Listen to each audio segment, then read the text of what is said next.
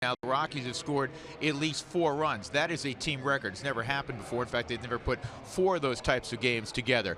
And the big bat in the middle of the lineup returned last night. He's been on a tear of late, and Cargo hit one of those mammoth jobs last night. We were talking to him today during batting practice, and he just kind of gave one of those Cargo smiles, said that, yeah, that was a long way last night. In fact, the 16th longest here at Great American Ballpark.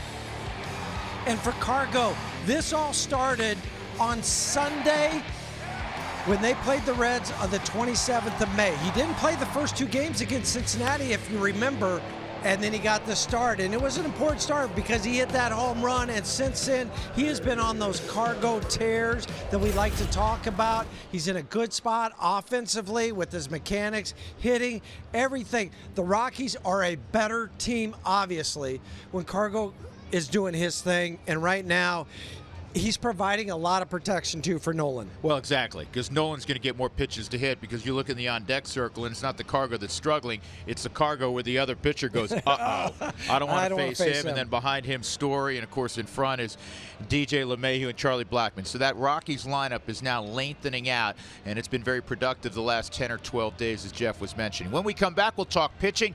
John Gray looking to turn some things around today. We're a few minutes in front of first pitch tonight in Cincinnati, Ohio.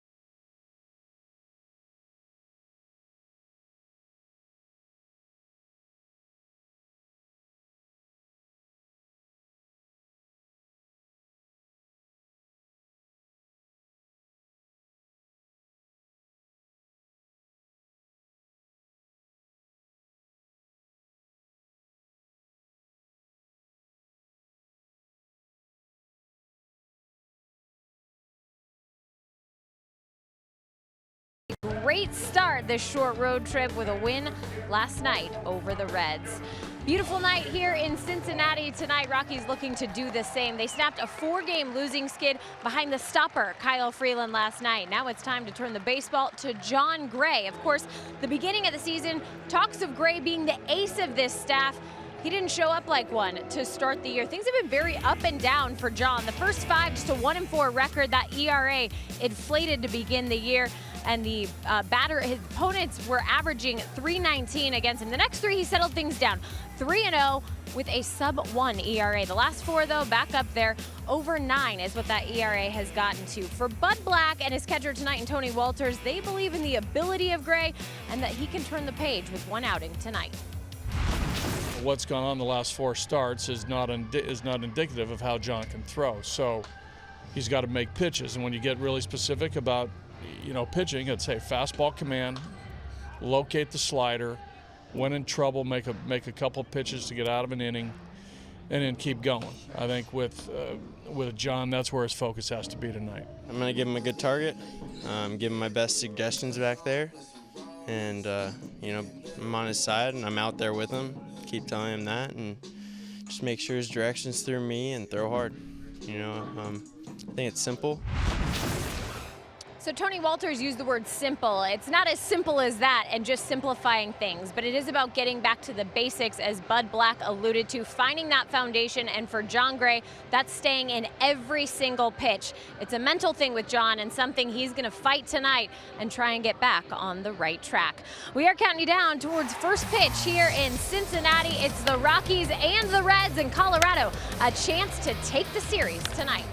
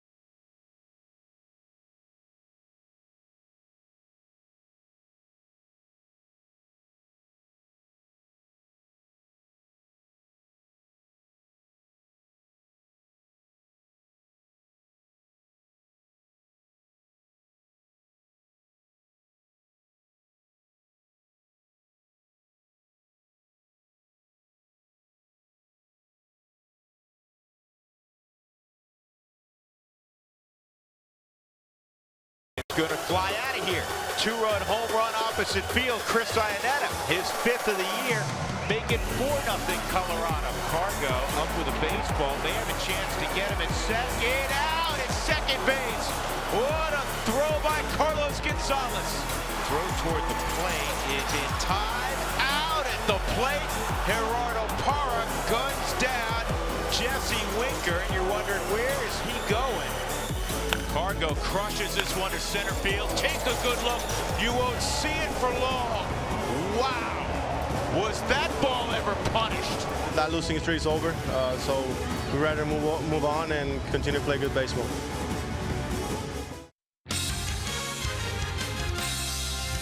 Here come the Rockies.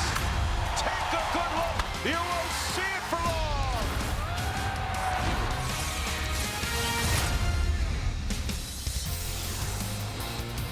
It is a San Diego-like night in the Midwest. We are in southern Ohio, Cincinnati, Ohio to be exact, on the banks of the Ohio River. Just splendid out.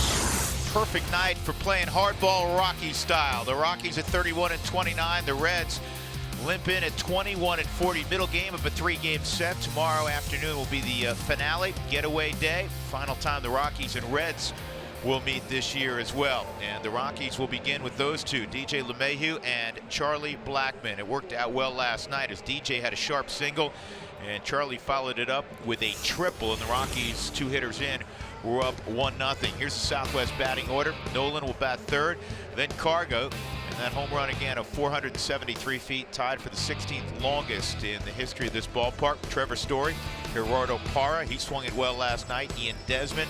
Tony Walters, the only change from last night. He's batting 8th in front of John Gray.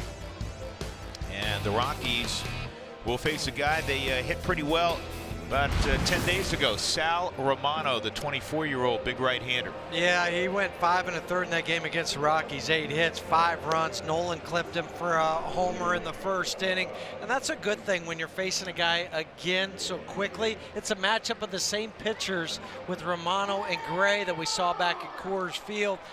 Pretty high usage of the fastball at 67%. That's one of the top 10 in all of baseball. Lefties are just absolutely killing the ball against him. A .336 batting average. He's given up 4 home runs. His last 4 starts have not been real good for Sal. Make it 5 in a row. So here we go. DJ steps in, and the first fastball is high, ball 1. Romano, when he's good, and last year in the second half, he performed pretty well for the Reds. He has a sinking fastball and tries to get a lot of ground balls, but as you were saying, there's been a lot of pitches up. That's where he wants to live at 94. 77 degrees and practically no humidity, which is unusual. Yeah, for Cincinnati. Yeah. It was a banner day here. It's perfect out. And pretty live fastball up and in. DJ swings and misses, so it's 1-2 on LeMahieu, hitting .438 since coming off the disabled list. He has 4 ribbies. He scored 6 runs, and he has thrown out at least 1 hit in all 4 of those ball games. Billy Hamilton, I'm watching him in center field. He's shading his eyes right now. This is down the third base line. Suarez makes a good play, and he'll throw out DJ. 1 out. As we take a look at the Reds defensively. In the outfield, it's Winker in left, and Scott Schebler, who was in center last night, is in right. And they give way for Billy Hamilton, who's one of the top center fielders in the sport. He covers a ton of ground. Suarez, Peraza, Jeanette and Votto in the infield. Tucker Barnhart, again, is behind the plate. 1 out, and Charlie Blackmon, who is 9 for 18 against Cincinnati pitching this year, will take his first turn. Charlie with the triple last night to get the Rockies on the board with an RBI.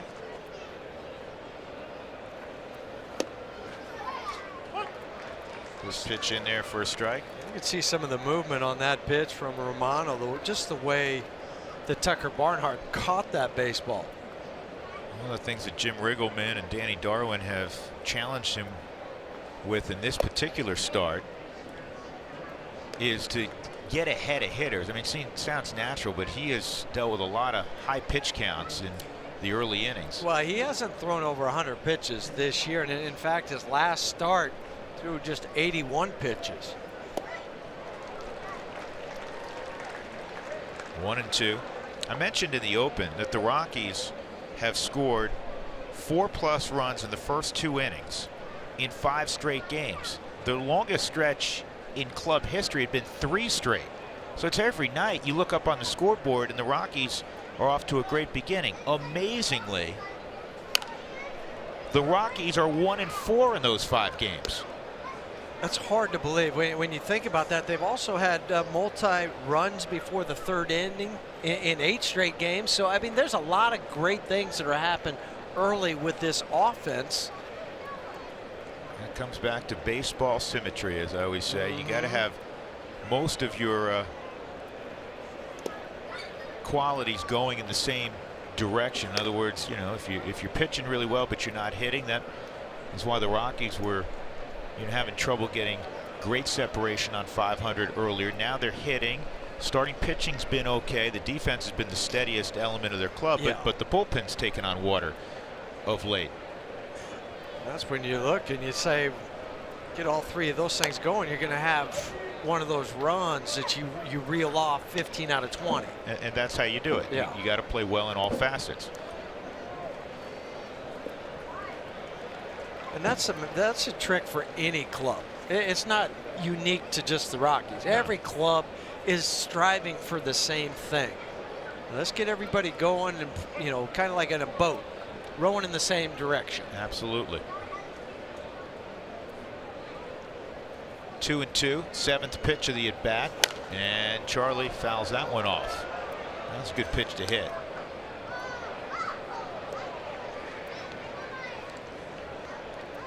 Charlie has a 12-game hitting streak going. It's tied for the top hitting streak in baseball. It's number 1 in the National League.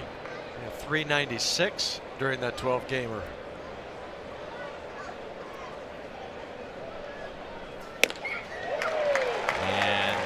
Goes upstairs and gets a strikeout in 95.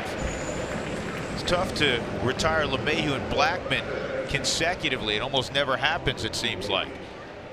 So with 2 outs and nobody on, here comes Nolan. And here's what he did against Romano about 10 days ago. Yeah, and this was in the very first inning. Took him out to center field.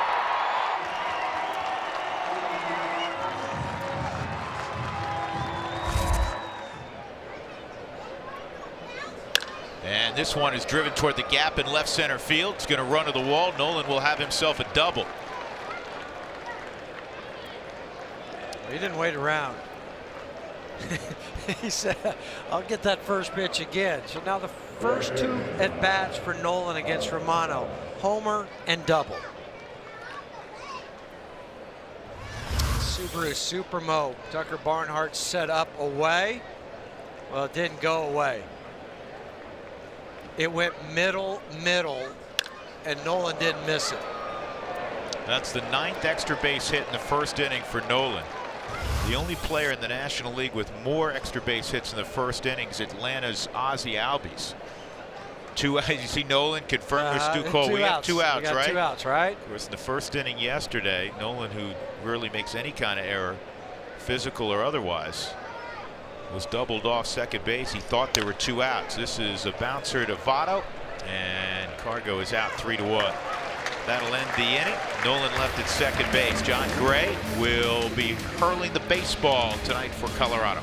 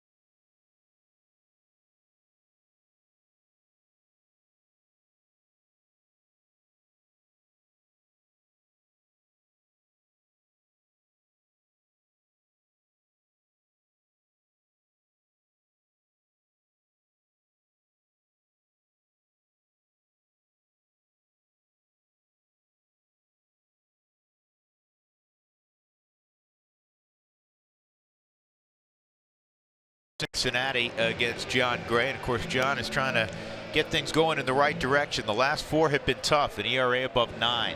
Yeah, and trying to get that ERA back down. The walks haven't been a problem, nor have the strikeouts. He's been giving up a lot of hits in the innings pitched.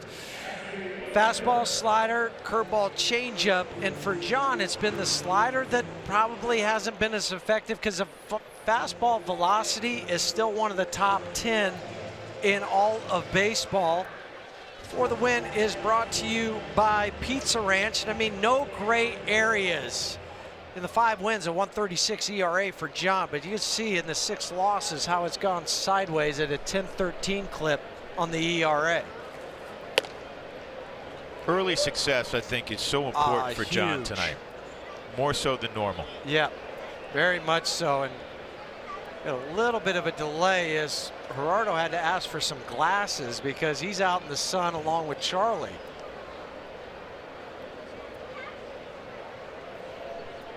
There's a little calf bake in the sun. Everybody else is in the shadows. Well, John has said in between starts that he wants to pound the strike zone with his fastball. His strike percentage with his fastball, his command of his fastball has been down. Last year, he threw his fastball for a strike almost 66% of the time. This year, it's down around 61%. That's a pretty considerable difference. This ball is pretty well hit right center field. Cargo will find the baseball and make the catch. So Winker's retired. And that'll bring up the pesky switch hitting catcher Tucker Barnhart. Here's the Southwest lineup for Jim Riggleman tonight. Votto naturally will bat third, Scooter Gennett fourth, Eugenio Suarez after that, then Scott Schebler, who's hit 3 home runs in his last 5 games, including one last night, left on left against Kyle Freeland. Peraza, Romano bats 8th. They bat Billy Hamilton typically 9th. Barnhart pops this one up, and Nolan in foul ground should have an easy play. He does. 4 pitches, 2 outs, or 5 pitches. You got to like that.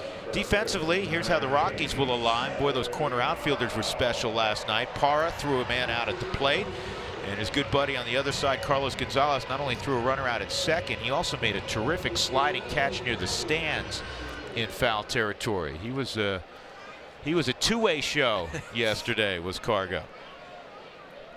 So here's Votto. And the first pitch swung on and missed. And I thought you made a great point just a moment ago, Drew, where you said for John Gray, have some early success. You know, you would hate for him to come out and he got the first 2 guys, but then something happened, maybe a broken bat where the inning just kind of extends.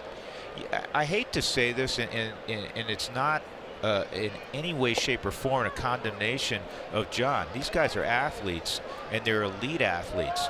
And in the case of John Gray, he's also, as a young player, has enjoyed some nice success. 13 straight starts last year, of course, where he allowed 3 or less. But I think at this point in time, because he's only human, his psyche's a little fragile. Sure, everybody's gets fragile. Every player it's happened to. That's so well received by Tony Walters. That pitch was low and away, but he almost sold that to Adrian Johnson. Well, and Tony is setting up, it seems like, extra low with everything to force John to get the ball down in the zone. There's a curveball. You want to find out exactly where you are. You face Joey Votto. He'll let you know. He will let you know. This is as tough an out as there is in the sport, period.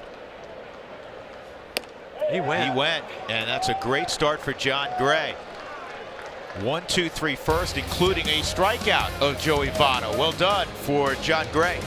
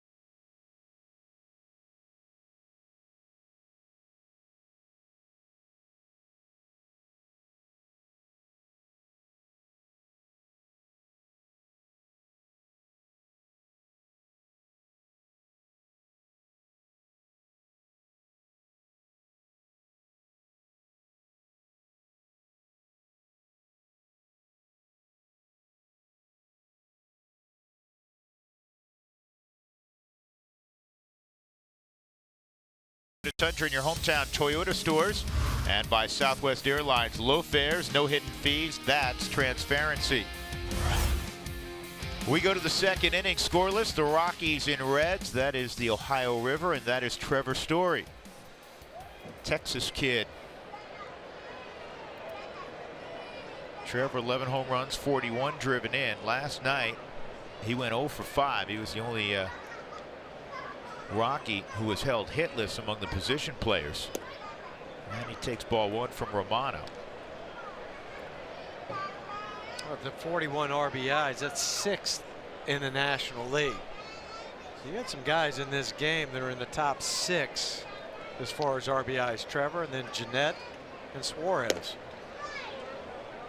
And that pitch not called to strike. 2 borderline pitches in favor of Story, so it's 2-0.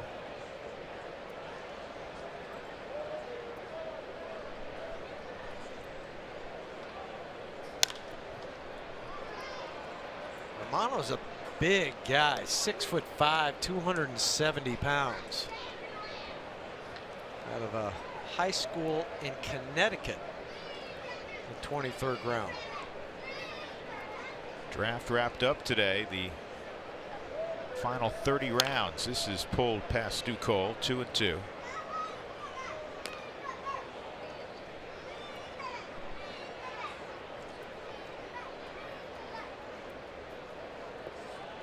I noticed the Rockies took Coomer Rocker. The reason I bring this up, in the 38th round, you may say, you know, who's Coomer Rocker? Coomer Rocker was supposed to go fairly high in the draft. When I say high, I mean that somewhere in the first round. He's the son of, if you remember this football player, Tracy Rocker. I think it was Tracy Rocker, an Auburn guy, and played in the NFL for a little bit.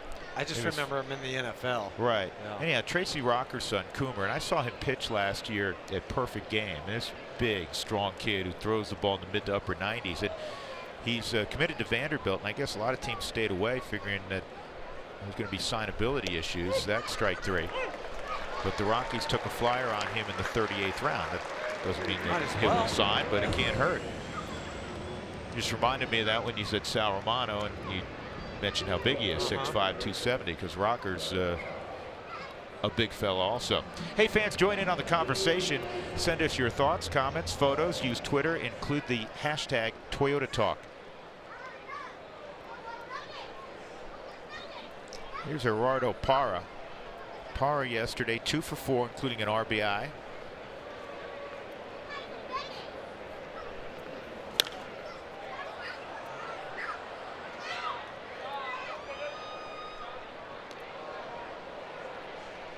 One strike on Gerardo. The Rockies 3-1 so far this year against the Reds. Last year they won the season series 4-3.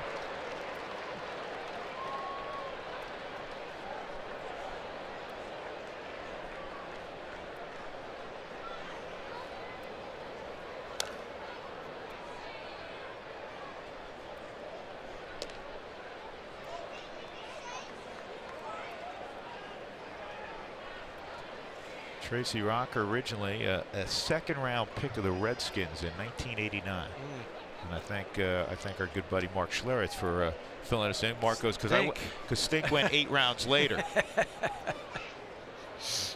but Stink hung around a long time. Yes, he had one heck of a career. His son Daniel just signed with Seattle. Great story, Daniel. And you talk about perseverance, because Daniel's a former #1. Out of the University of Arizona. Out of Arizona by the Diamondbacks. Got to the big leagues quickly. They were hoping he would close games for him, and he battled so many injuries, shoulder and elbow, and up and down in different organizations. He was playing for the Long Island Ducks, and in the last week, the Mariners signed him. Daniel's dropped down a little bit, and he's throwing a lot of strikes. He's really effective. Doesn't throw as hard as he used to. I mean, he was a mid to upper 90s guy. Yeah. But great news for Daniel. And that was it just when I saw that. Talks to perseverance, man. I know. I was so happy to see that from Daniel.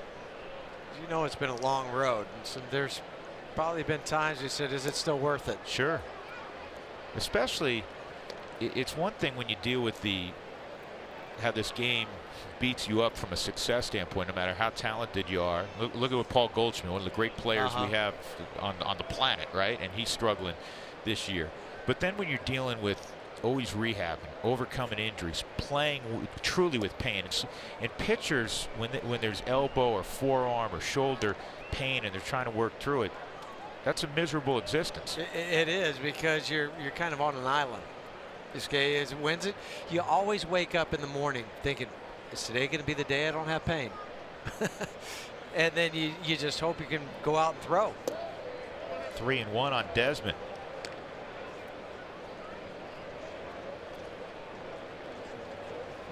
Two outs in the second.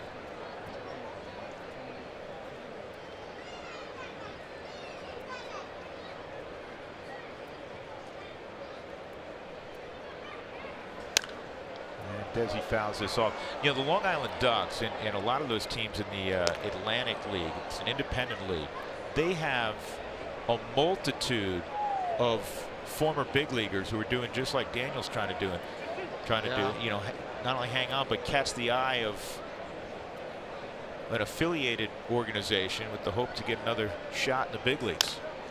This is off his foot. I think sometimes too, when teams like Long Island especially, since you've got a lot of guys there that have some big league time, or at least they've been in pro ball, you'll get more scouts to those games. So you'll be able to have, you know, maybe 5 or 7 teams be looking at you. And then it just comes down to what is their need. Ball 4. So with 2 outs, Desi will go down to first base, and that'll bring up Tony Walters.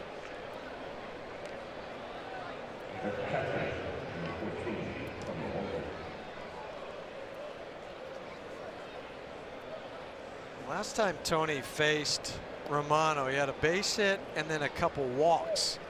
And if you remember, one of those walks was with the bases loaded to drive in a run. Tony's been swinging it better. He's worked hard on this part of his game. He works hard on every aspect of his game. Foul tip there, 0-1.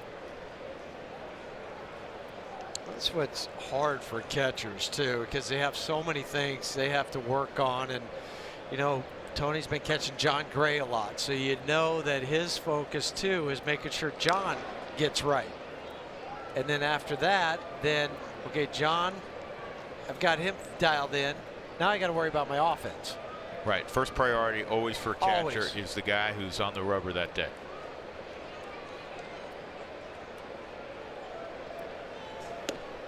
That's a good pitch. Just on the outer edge, so it's 0-2. Well, Chris Iannetta got the start yesterday. Chris hit a 2-run opposite field home run in the second inning.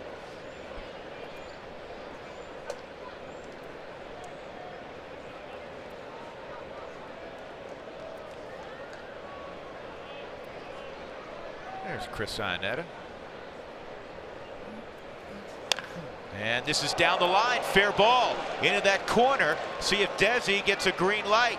Yeah. He will. Stu's sending him home, and he will score standing up on the double by Tony Walters. 1-0 Colorado. Snuck it right inside the bag. Production from the bottom of the lineup. Gotta love it. I mentioned just a second ago about Tony's success against Romano in the start at Coors Field. Gets a curveball in the Subaru Supermo, reaches for it, and drives in the Rockies' first run. Corner, see if Desi gets a... How big is that? It's huge. It's huge. First of all, you get a marker up. Yeah. And now you can clear John here in the second inning. Well, that's 10 RBIs too for Tony.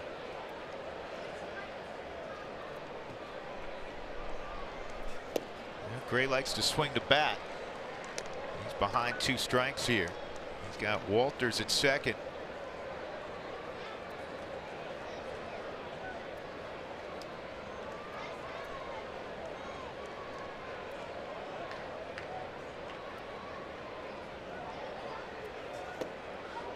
And a strikeout of Gray ends the inning, but the Rockies get the 2-out double from Walters to bring Desmond home. 1-0, middle of 2 in Cincinnati.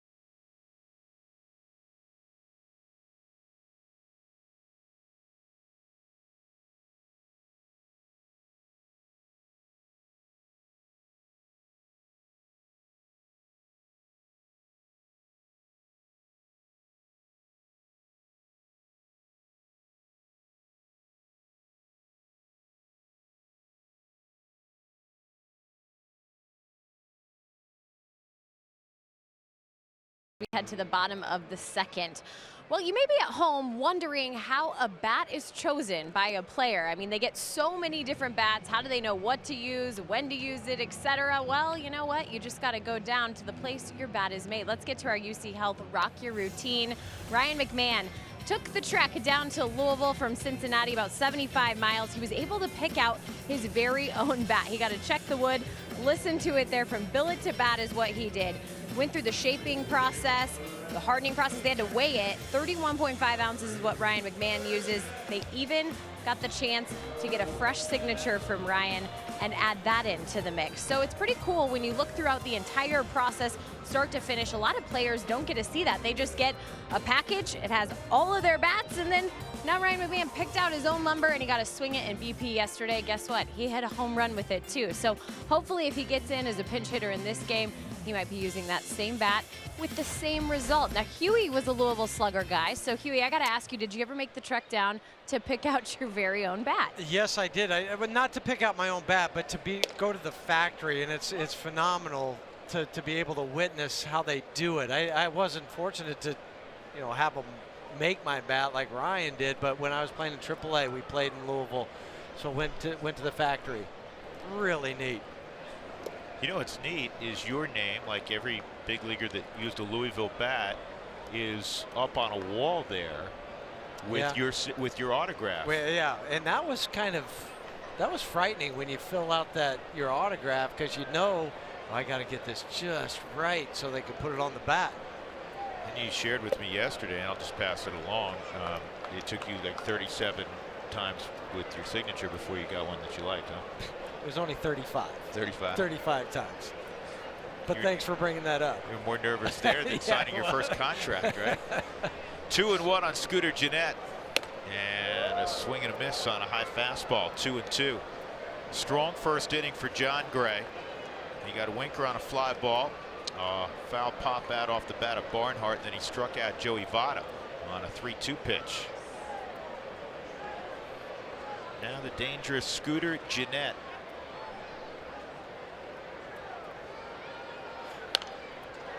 Fouled off. Do you know what today is? Today's the 1-year anniversary of a day that Jeanette will never forget, and all good Cincinnati Reds fans will never forget. It's a place in history, MLB history. MLB history, exactly. It was last year on this date that Scooter Jeanette shocked all of baseball by hitting 4 home runs. He also had a double that day. He drove in 10. I asked Scooter about some of the memorabilia. He has a lot of it. He has the last baseball he hit. The other 3 were, gobbled up by fans. And he didn't want, Cooperstown wanted his bat, and he loved the bat naturally. He just 4 home runs with it, right? And he used it for a couple of more games, and then that misses. So a leadoff walk to Jeanette. He was concerned that it would break, and then they'd have to tape it together, and he said it wouldn't be the same on display in Cooperstown. So after a couple more games, he retired that bat, and that bat is in Cooperstown at the Hall of Fame. But that would be hard to give up. A bat, it's like from the movie The Natural, your Wonder Boy. Yeah. Bat. One of 23 players all time to hit 4 home runs in a game, and Scooter Jeanette. Doug, you just handed me, you said 18. I thought it was 23, Doug. I was doing some research on that earlier. In fact, it happened twice last year. You talk about one of the rare occurrences in baseball history. J.D. Martinez, once he was with Arizona, did it late in the season.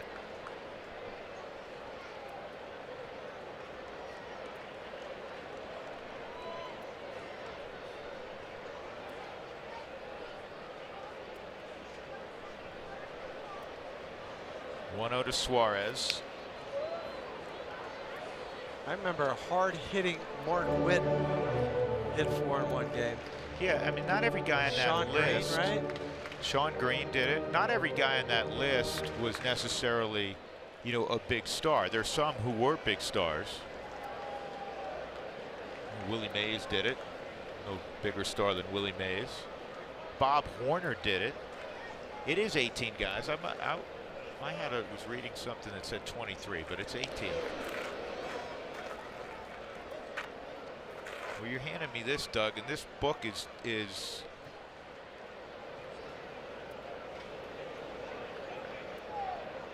I thought it would go in. Oh, there it is. You know what? You're right. Why doesn't it? Can I ask you a question, Doug, with your little book here? Why wouldn't it go in order of occurrence as opposed to it's all mixed and matched? This is a ground ball toward the left side and through. So now the Reds have 2 on against John Gray. And that'll bring up Scott Schebler. It's not in alphabetical order, and it's not in the order that it happened. You take this book, Doug, and get a different one.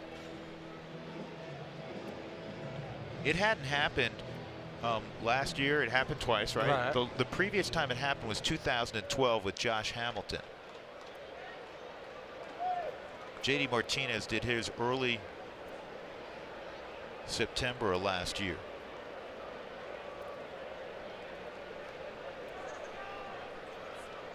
Well, John had a quick first inning. Now the walk and a seeing eye base hit.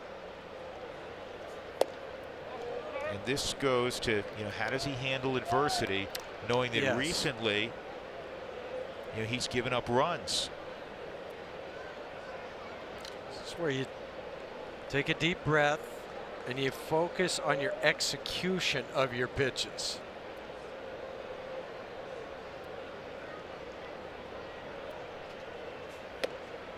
And now he's 2-0 on Schebler.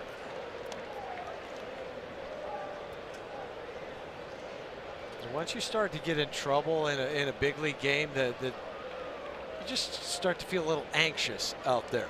It happens for pitchers. It happens to guys that are in slumps at the plate. You want to get your bat over quickly.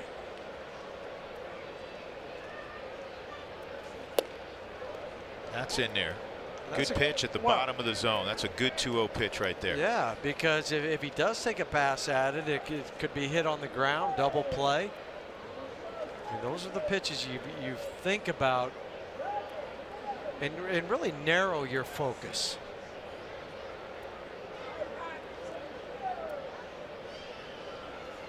And a swinging strike 2. And what I mean by narrowing your focus, sometimes when you get mad or you don't feel things are going your way, you have focus, but it's a big focus. So you see just kind of the plate area. Okay, you don't see the corners like you do when things are going well. You just see the plate itself and know I got to get it somewhere in the strike zone. So you don't have the precise command of a pitch. Acute focus. Yes, acute focus. Exactly. That's fouled off. Schebler was at the plate last night representing the tying run in the 9th inning. Wade Davis came on to face him, and Wade froze him with a 95-mile-an-hour fastball in the outside corner to end the game.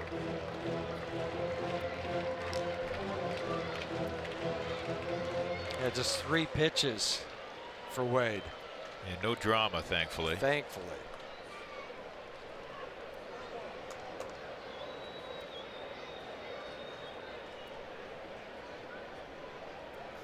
Two-two, and the slider's outside. Now it's 3-2.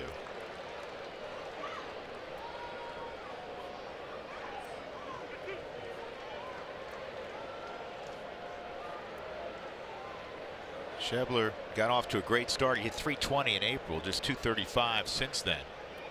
It's because he hit just 200 in May.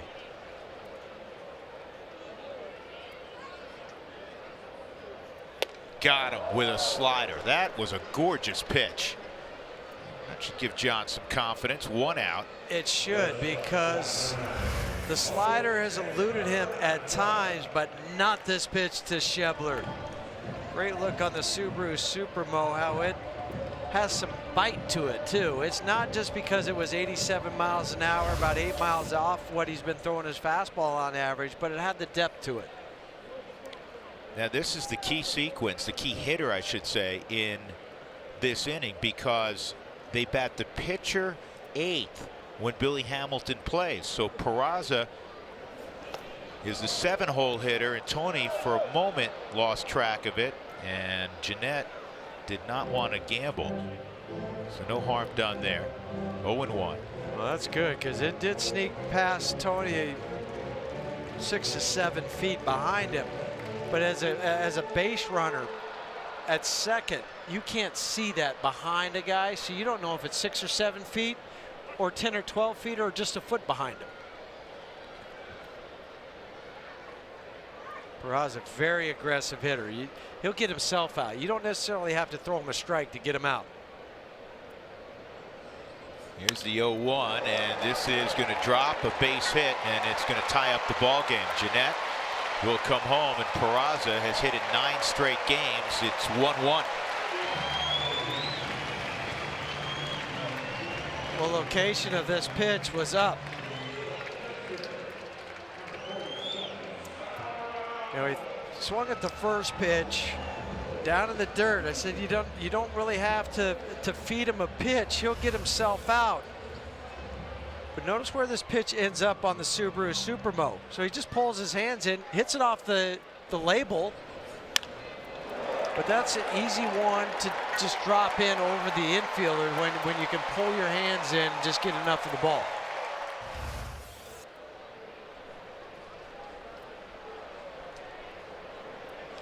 Here's Romano at the plate. He'll square around a bunt, and he bunts it foul.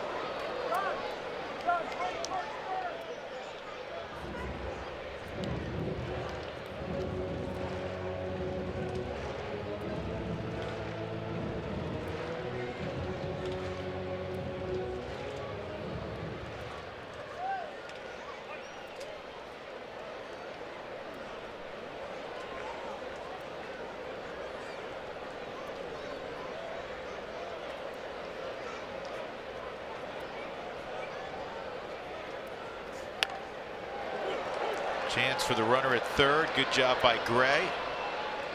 And a good bluff by Nolan as Romano made sure he got up the line. So there's 2 outs. Runners remain at first and second, and Billy Hamilton will come up.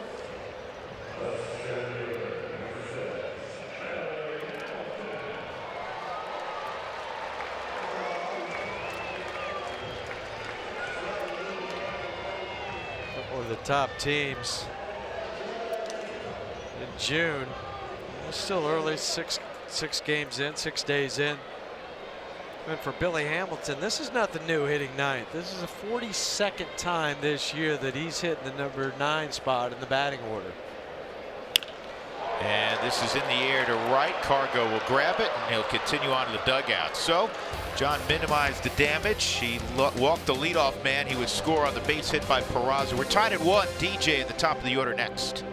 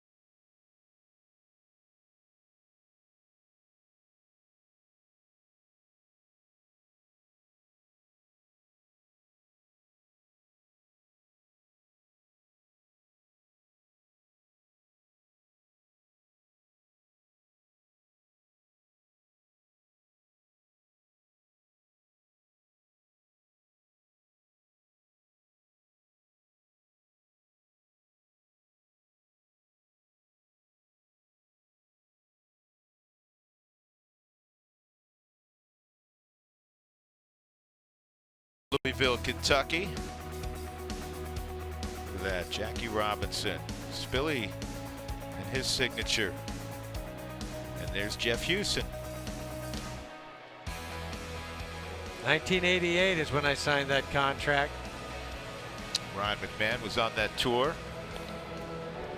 So at that time, you got $500 to sign the contract with him and a set of golf clubs. Really? Yeah. Still have them somewhere, those clubs? No, don't have the clubs. But the thing about it is I had a bright orange Louisville Slugger golf bag. Something that Ricky Fowler would be envious of. Sure. It was that color orange. What were the make of the clubs? I don't remember. So I don't remember ever seeing Louisville Slugger golf clubs. No, but it was a kind of a brand name. I forget who it was, but it wasn't like, well, now you got me thinking. I don't know. But they were nice clubs. I used them for a long time. Did you? Yeah. Probably the bigger names make a few more dollars now on their bat deals. Well, that or they just, have them professionally made and customized. Top of the order, round 2 for the Rockies against Sal Romano. DJ hit a ball fairly hard down the third base line, just about 3 feet inside the bag, and Suarez on the backhand made a fine play.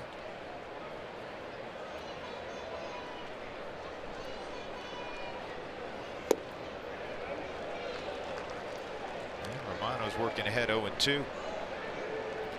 DJ 291 average coming in. He has a career big league average of 301. Former second-round pick at LSU has always hit 321 in more than 1,500 minor league at bats.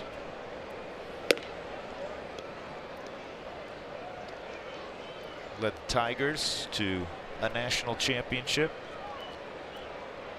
Spent just 2 years in Baton Rouge because he turned 21 before the June draft of his sophomore year, so he was eligible after 2 years.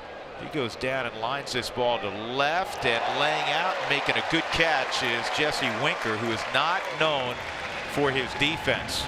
No, and he had the advantage that he was left-handed, because to try to dive for this ball across his body, I don't think he makes this play. He's off the bat.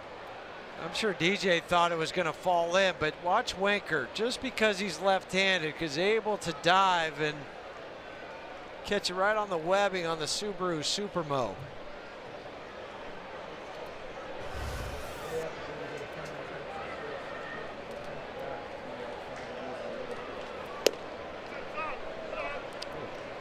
Looks like that one could have been called a strike on the Subaru strike zone. Went in Charlie's favor. 1 ball.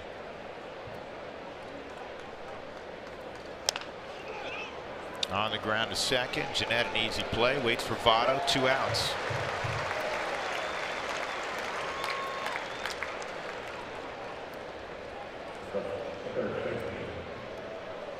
Well, if the Rockies score 7 or more as they did last night, go to participating Colorado Taco Bell locations the next day. Do it between 4 and 6 to get your Rockies taco special.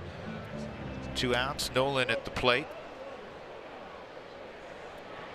He saw 1 pitch from Romano and ripped a double to deep left center. Cargo grounded out to end that possibility in the first inning. He was taken the whole way there. Well, he didn't figure he wasn't going to get a fastball. And he was right. Yes, he was.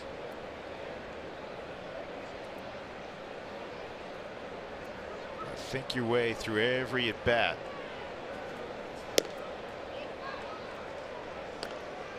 Romano is cleaner tonight early than he was when he faced the Rockies in Denver.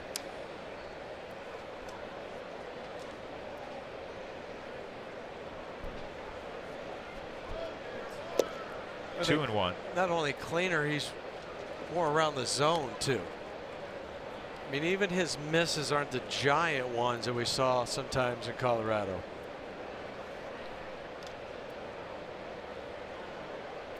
Rockies got 5 runs off him. They had 4 through 3 innings. And this ball is in the air, foul.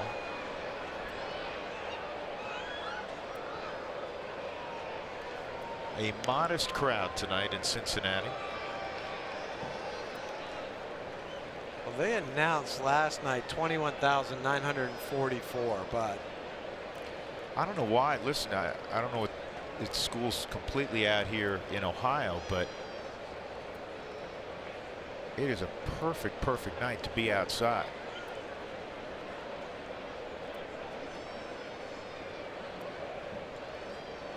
Two. And this is playable for Billy Hamilton at center field. So Romano works a 1-2-3 third. The Rockies won and the Reds won. Middle of 3.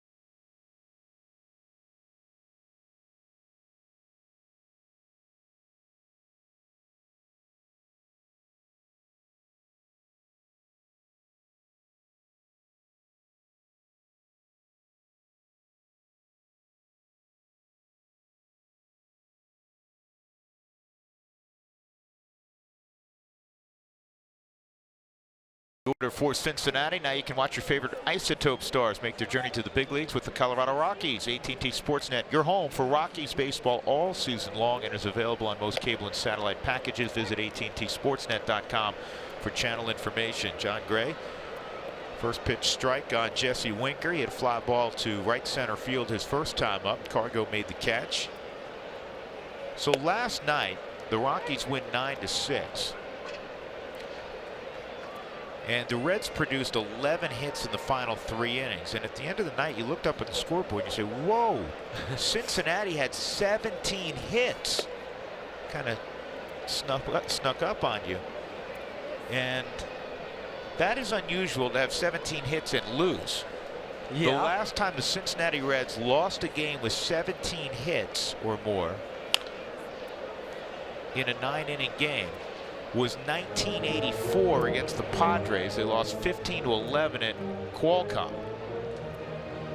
Yeah, you're not thinking. If we get 17 hits, if you tell a manager or club you're going to get 17 and lose, you're going to laugh at you. Right. Even if you don't pitch well, 17 hits, you did a ton of things on offense. It's the first time it's happened in Major League Baseball this year. It actually happened 5 times last year, which honestly surprised me. Kind of the old adage, just wait around long enough, you'll see something new. That's right. 2-2. John had a quick first inning. Then he walked Jeanette leading off the second. Suarez had a seeing eye base hit through the left side, and then Peraza kind of a soft line drive single to bring him home. This ball again in the same spot pretty much as a moment ago, but this one is going to elude both outfielders, and it'll be a leadoff double for Winker. He hit a ball similar to that his first time up. He got a little bit more of the baseball evidently because Cargo couldn't get there. So Winker at second with Barnhart coming up. A 2-2 pitch from John. A slider that more towards the end of the bat, but still got enough to short hop the wall in right center field. for his 10th double this season for Jesse.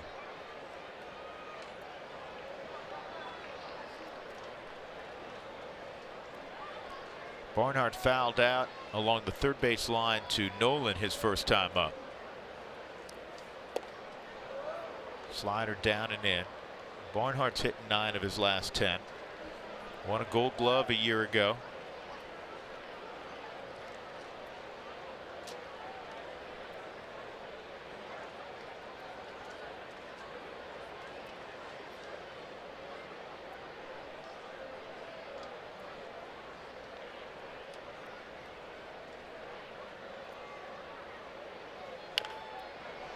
A 27-year-old catcher from neighboring Indiana.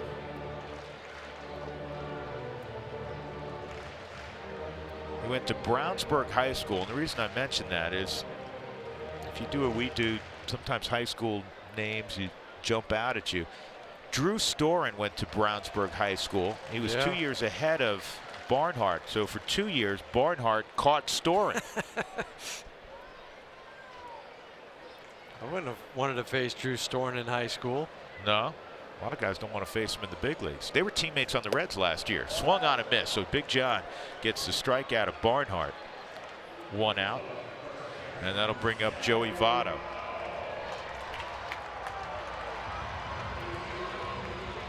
Well, Colorado kids drafted over the last couple of days. Grant Witherspoon, Colorado kid, 4th round, played for Tulane collegiately. Devlin Granberg, who went to Creighton and then Dallas Baptist, was taken in the 6th round. Yeah, for Grant, he was at Devlin High School, and Dev Granberg was Holy Family. So smaller high schools. Steve Wilson out of Santa Clara.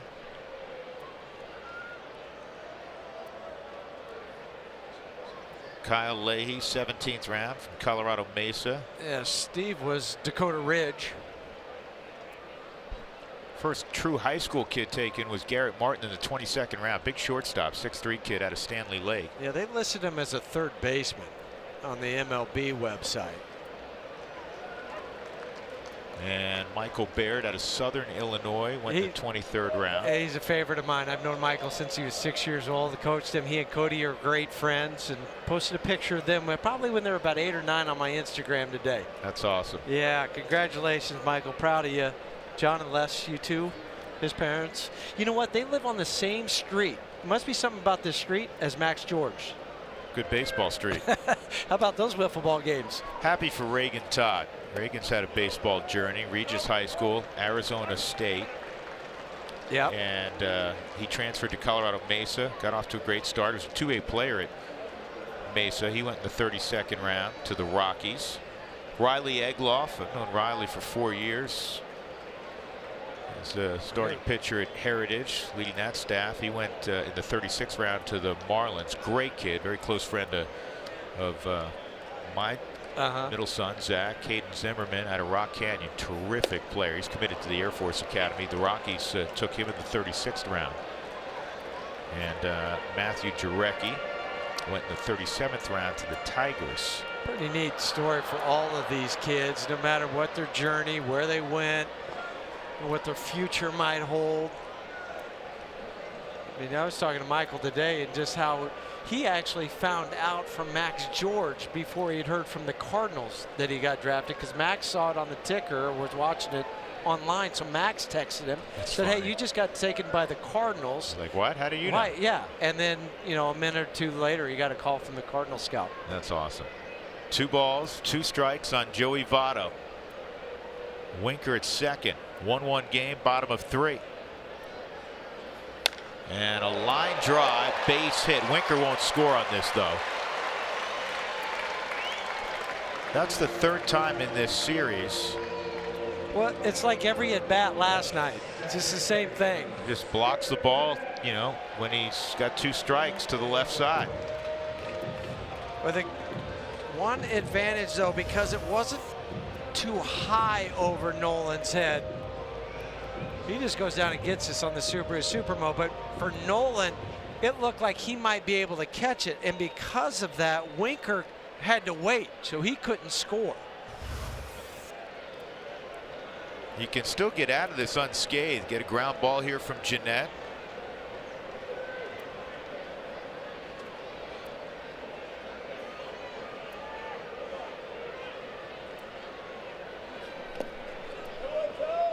Tony keeps it around. Good block. Votto is 12 for his last 24 against the Rockies. I think most of them have been to left field.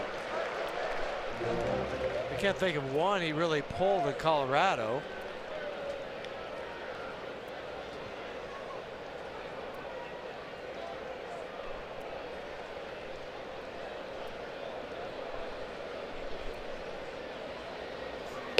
Outside 2-0. Honestly, and if you had a guy, if you one at bat and he had to reach, you know, it's a bases loaded situation. I'm not so sure my first choice would be Joey Votto. He's just impossible to pitch to. Oh, especially if it was a right-hander on the hill. I mean, the righties, he's at 362, highest in the National League off righties. That's a strike. Yeah, if you put that qualifier in there, I think you have to. Yeah. I think you got to go with Votto. But now, just if it's because, a lefty, then probably not. But I'll tell you, his plate discipline, the way he can take a pitch, doesn't matter. And he's been doing it for a long time.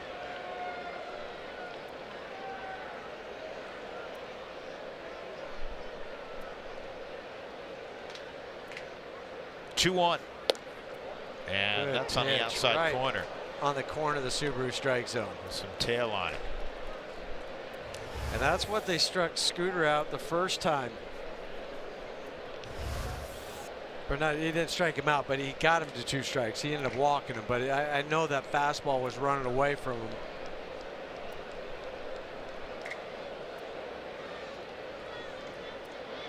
Tony will move late. And that ball's hit to center field. It's going to get the run home. Sac fly off the bat at Jeanette. And honestly, John's lucky that was a sac fly, not a 3-run homer. Yeah. He hung a curveball. Jeanette is 43rd RBI. That moves him into 3rd in the National League, just one behind his teammate. Well, they wanted the ball down. You see Tony go up onto his haunches because he thought the ball was going to be able to break down, and it did, and it just kind of hung up there. And then Scooter hit it out to center field for a sac fly. Votto at first, conservative lead. Here's Suarez at the plate. Single to the left side last inning. Strike 1 on Suarez.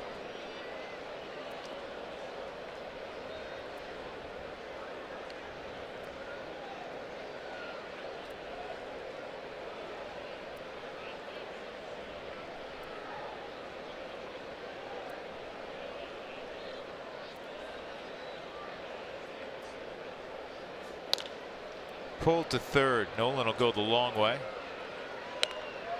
In the inning, a leadoff double by Winker, and he eventually scores on the Jeanette sac fly. The Reds have taken a 2-1 lead.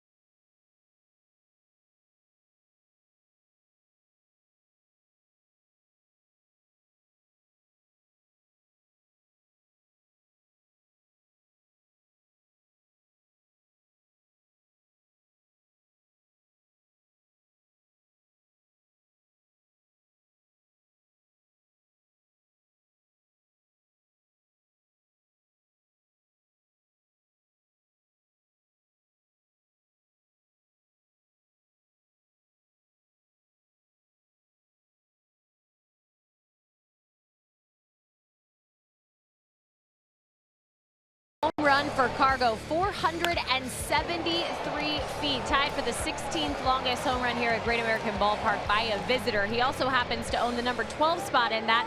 He hit one 3 feet farther 5 years ago. It got us thinking, what's happened on June 5th for number 5? Well, a lot of great things have happened. Back in 2013, a 3 home run game right here in Cincinnati. 2014 went 2 for 4. 2016, he had a 2 home run game in San Diego, and then of course the big home run last night. So of course, joking around, Cargo said, remind me every year and remind the manager that I have to play on June 5th. So we brought that to Buddy's attention today, and he said, hey, will you guys send me a text on June 3rd? Remind me, just in case that happens again next year. And of course, Buddy said, you know, why not June 6th? Let's make today a great day too, and Cargo has that opportunity right now, guys. That's amazing. 6 home runs on June 5th the last 4 years. Wow. Good eye from Cargo. He's in a hitter's count now, 2-0. Hey, one other kid want to mention. Old friend Dave Hadjick, who worked in the Rockies organization for a long time, then took over the, or started really, the UCCS program in the RMAC. That's a strike. And they have a brand new facility down there. And they've won from the get-go. Yeah, they have. Dave has really done a marvelous job recruiting.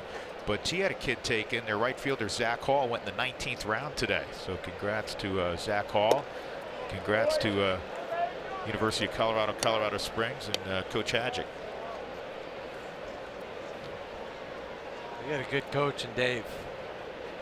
Fortunate to have him. Yep, absolutely. This is in the air to left field. Winker on the run will settle under it and make the catch.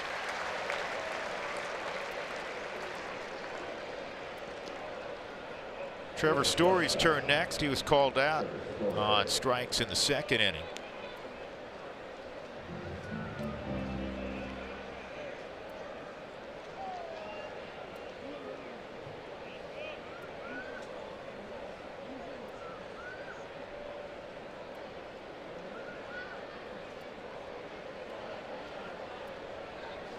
Rockies are 20-13 out on the road. That's the 2nd best win percentage in the National League. And this ball's hit a ton to right center field.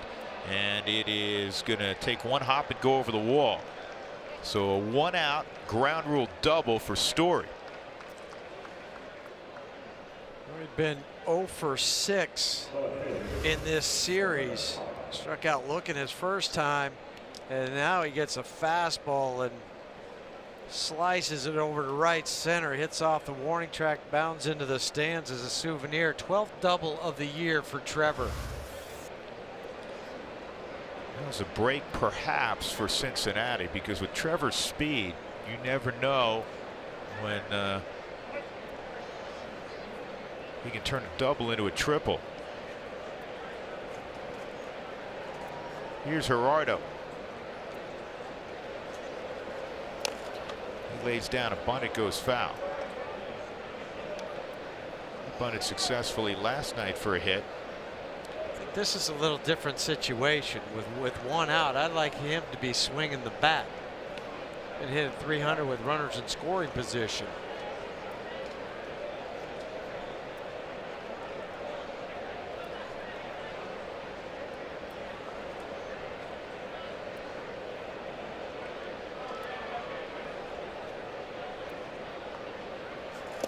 I know what you mean. It's an interesting thought. I'm kind of pondering it. Now I'll share my thoughts out loud. I'm with you most of the time because, you know, Gerardo drove in 71 last year. And as you said, he's hitting 300. Base hit ties up the score in all likelihood. But from Parr's standpoint, he's saying if I get the bunt down, it's 1st and 3rd. Desmond's up, 1 out, and now the tying run is at 3rd base. So, you know, there's sometimes where a guy will try to bunt and it leaves you shaking your head. But I see the other side of it in this particular case. I do too, but I'm just saying if I were to tell Gerardo, I'd just say, you know what, I really like the way you're swinging the bat. Sure. 1 ball, 2 strikes. But what it did up until 2 strikes, though, is it did bring Suarez even with the grass. Shortened up. Shortened him up. And now he's back with 2 strikes, but you know, prior to that, he was even with the grass. Then you shoot one by it.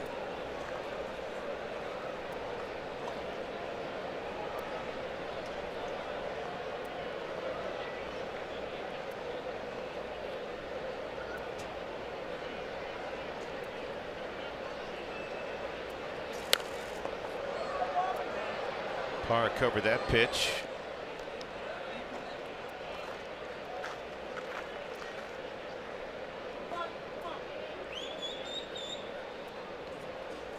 Rockies yesterday threw out a dozen hits. So they've now had 10+ hits in 8 of their last 9 ball games. Offense starting to get cranked up. Yeah, last night they were 3 for 8 with runners in scoring position.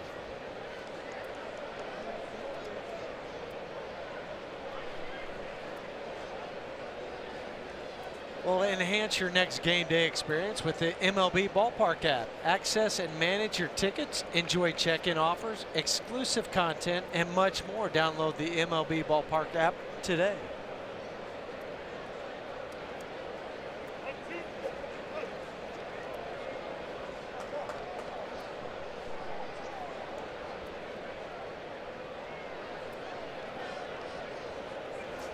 And Parra through the right side, base hit. Story around third, coming home. No throw, and Parra comes through to tie up the ball game at 2. 18 RBIs. You wanted him to swing the bat, yeah. and he did.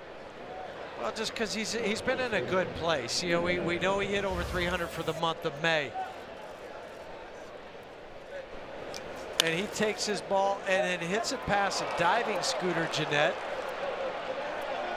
Oh, Trevor to easily score and tie this game up. So now Romano will face Ian Desmond, who walked and scored his first time.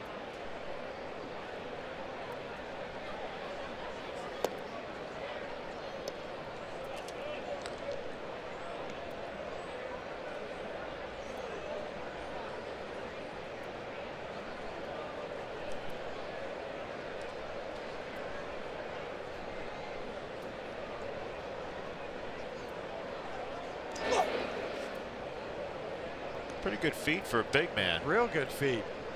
That's why you can hear the grunt from Gerardo as he had to go diving back.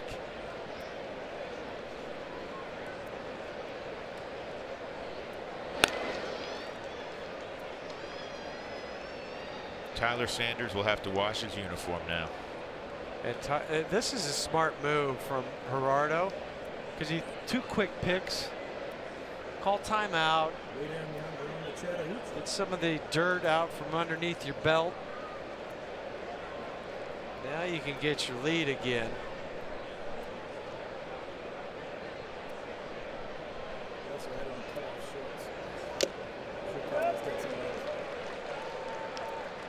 And Romano about league average to the plate. He's right around 1.3. That was 1.28. It's pretty good for a big guy. Yep. Be able to get everything moving towards home and also have the velocity.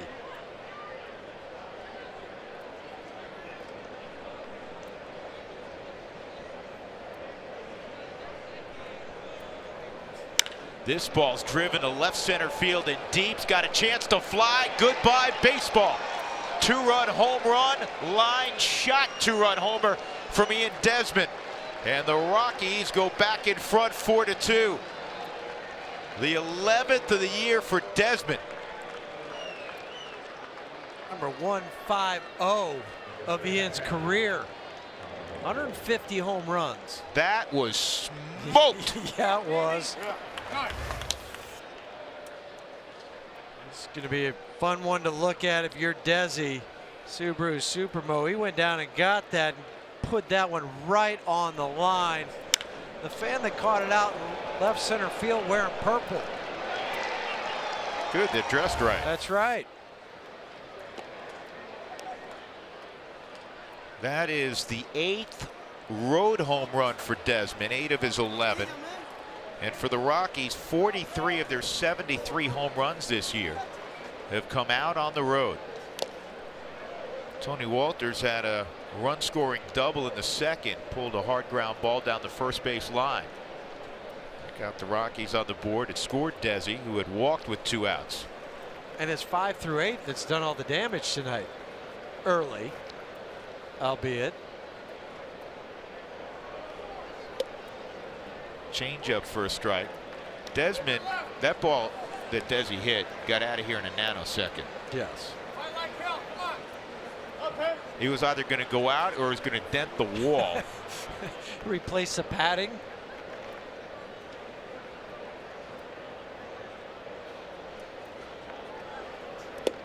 Rockies are second in the National League in road home runs to Atlanta. Atlanta's hit 46, the Rockies 43.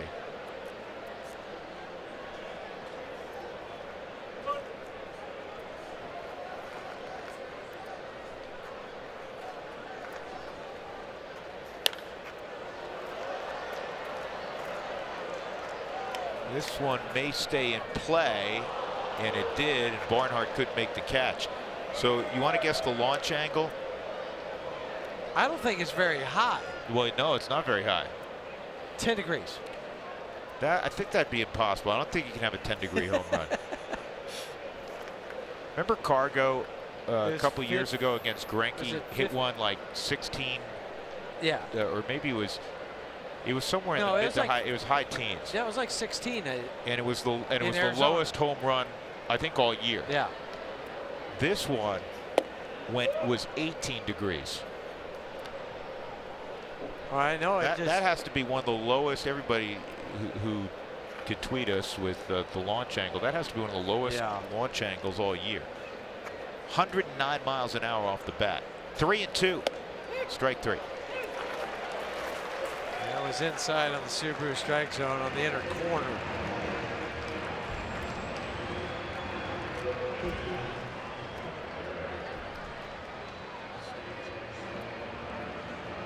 Ian with that home run. He walked in the second and came around to score. 33 RBIs. You know, in the last month, he's hitting around 270, which, you know, given how rough in April it was from a batting average standpoint, he's still managed to throw out some large hits. Well, last 8 games, he's hitting .321 with an on-base percentage of .429. Yeah, I mean, if you just look at, you say 11 home runs, 33 RBIs, a little more than a third of the way into the season, that's nothing to, you know, sneeze at.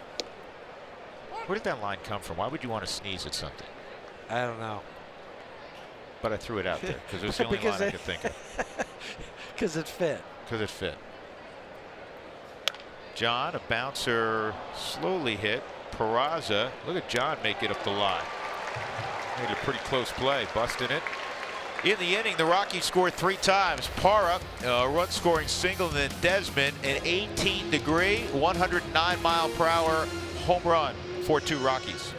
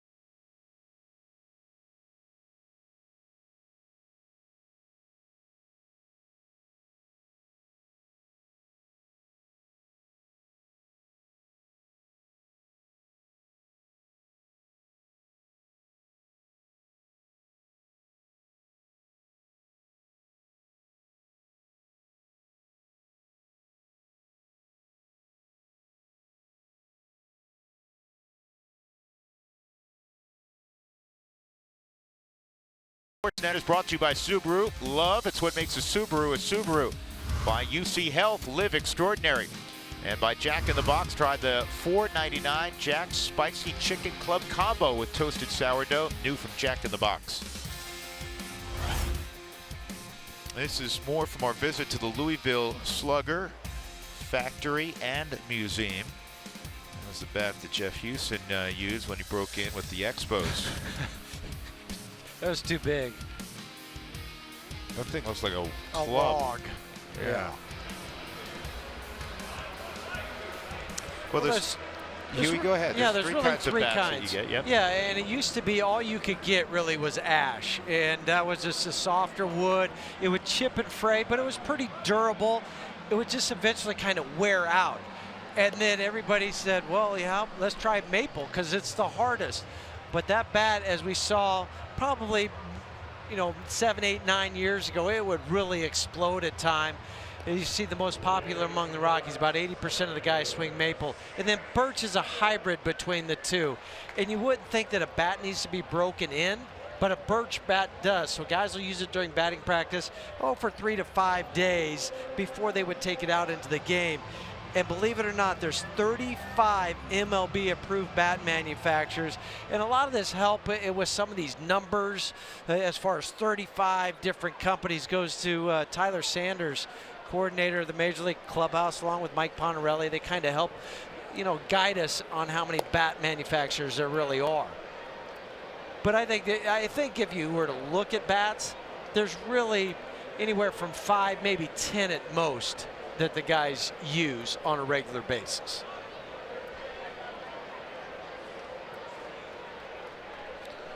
One-0 to Schebler, and it's fouled off. 1-1. One of the top 5 manufacturers in the game today.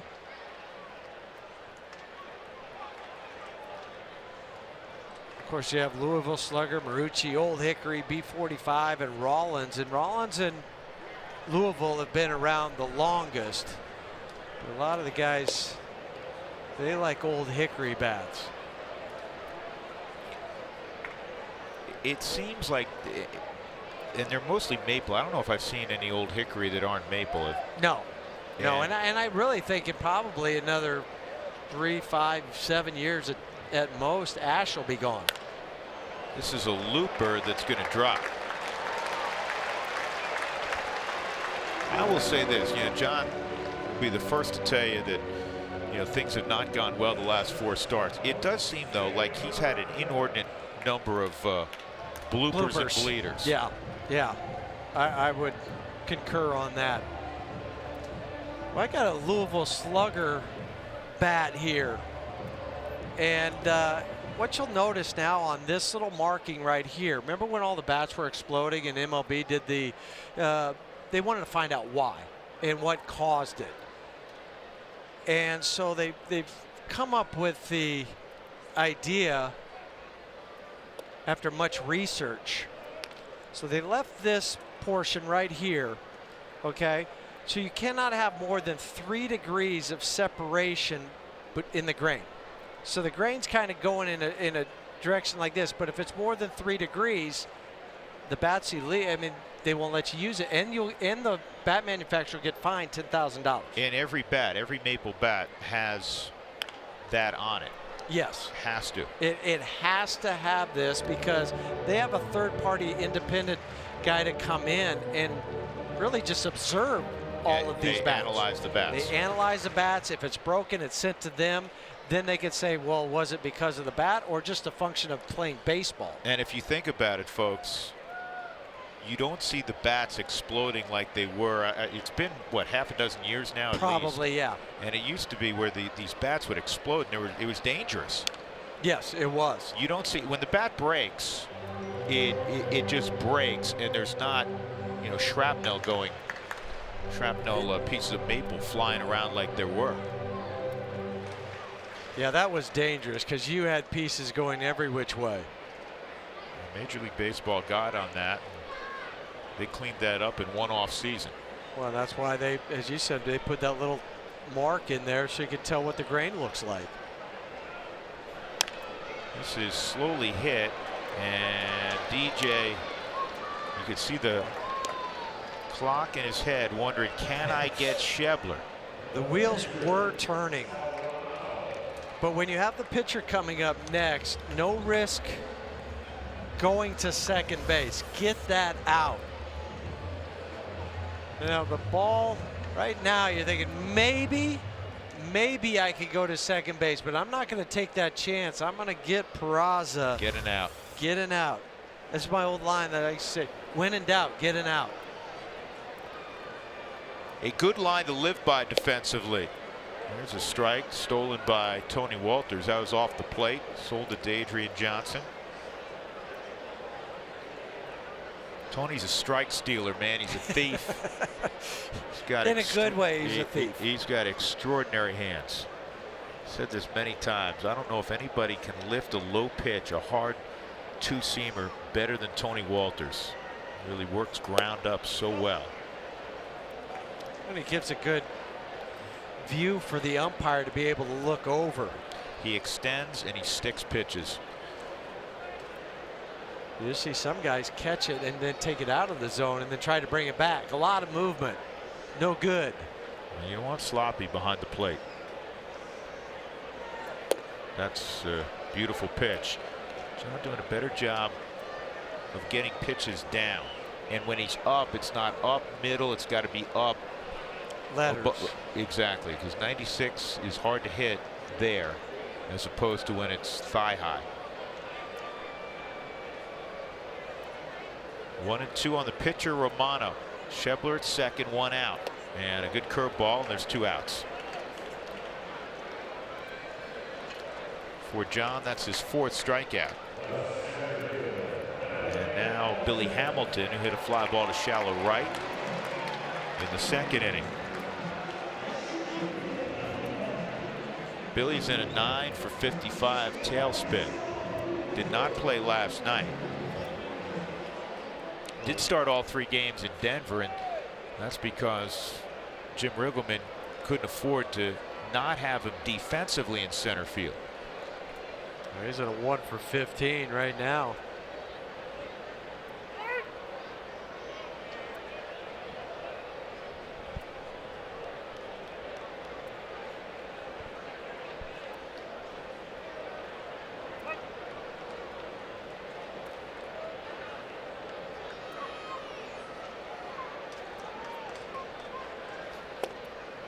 Pulled it back.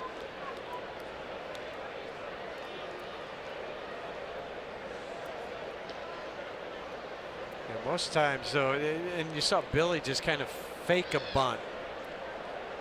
And most times you'd say with two outs, I don't want you doing that, but I think for Billy that's his game, and he's not really hitting right now. Try to turn it over to the next guy.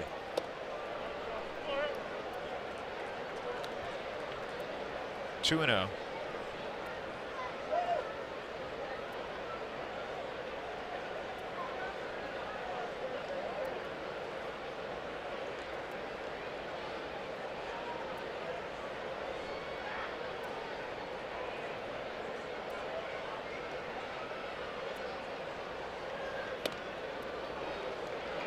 And now John's fallen behind 3-0.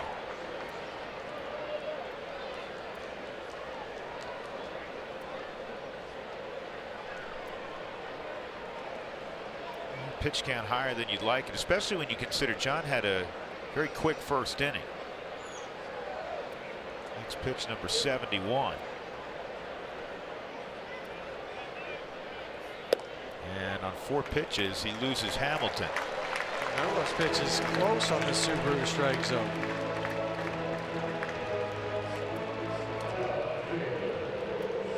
You know, that's something that John was talking about. Steve Foster coming out. I don't know if it was a focus issue where a focus lapse, but you have a guy up there who's a real light hitting kid. His whole game is speed. He's light hitting to begin with, and he's been in a slump, and you don't throw him 1 strike. And you just got the pitcher out in front of him, and you had 2 outs. Well, fans get to the ballpark early on June 23rd for photo day starting at 10:30 a.m. You can get a photo with current Rockies players as well as all-time 25 alumni like Larry Walker, Ellis Burks, and many more. Get info at Rockies.com/25th.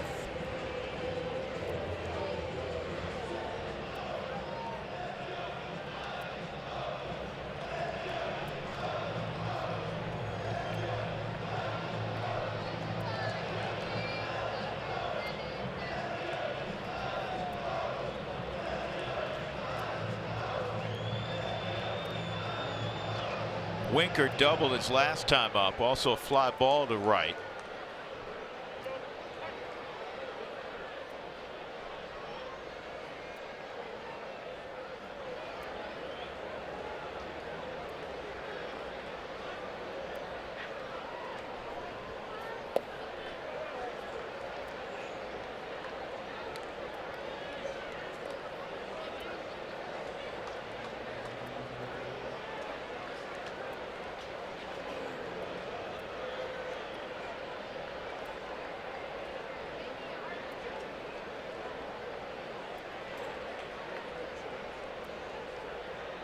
Here's the 1-0 to Winker, and he popped him up.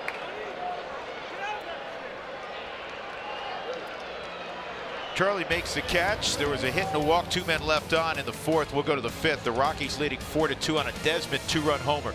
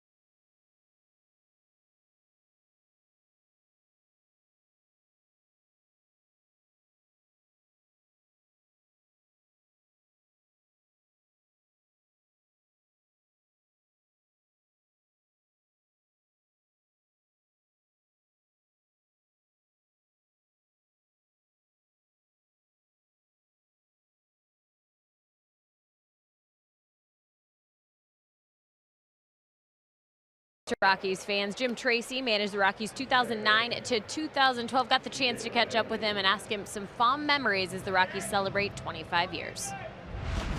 When you look at the 25 years and some of the success that has taken place, and yet I know that we have yet to win a divisional championship, but a World Series appearance, a playoff appearance in, 95 with Don Baylor, God rest his soul, the things that happened during the course of the time that I had the privilege of managing that team and working with so many wonderful people in the organization. We're down here in Cincinnati tonight. That's probably this is the reason that I'm down here tonight, to see my Rockies. Well, you notice how he says, we, my Rockies. He said, really, Jenny, I think of them as my Rockies. These are my guys. And he got to even manage some of these guys. You think about DJ LeMay, who's up to bat right now, Charlie Blackmon, even Carlos Gonzalez, Chris Iannetta. He said he hoped he would have had the chance to manage Nolan Arenado, who was a top prospect in the organization at the time. Of course, Nolan didn't get called up until 2013. But, Jim looks back at that time really fondly, and he talked about, going to the playoffs in 2009. What a special run that was. And for you guys that covered the team that year, you know what a challenging year that was in the beginning. Clint Hurdle ended up getting fired, and Jim Tracy taking over becomes the NL Manager of the Year, and really with a great team. Great team, and I won't forget that season anytime soon, because the Rockies at one point, I think, were 12 games under 500. And from June 1st forward, they had the best record in baseball. And that's strike 3 on DJ. And one of the questions that Trace used to get, and he's looking forward to seeing Cargo after the ball game, and a number of guys. But on a regular basis, when Cargo was struggling, reporters would ask Trace, how long are you going to play Carlos Gonzalez? And he says, as long as he is able to walk in the clubhouse, I'm writing his name in the lineup. Yeah, this kid will turn it around. Yeah, when are you going to send him to AAA? Yeah. That was the question almost daily to Jim. That is one good man. He's one of my favorite people in baseball. And we got to visit with him a little bit this evening. He's terrific. Splits his time between here in Ohio and Sarasota. And he looks awesome, great. man. How good does he look? Doesn't have the stress of managing. You took the words out of my mouth, right? Charlie takes a strike, 1-1.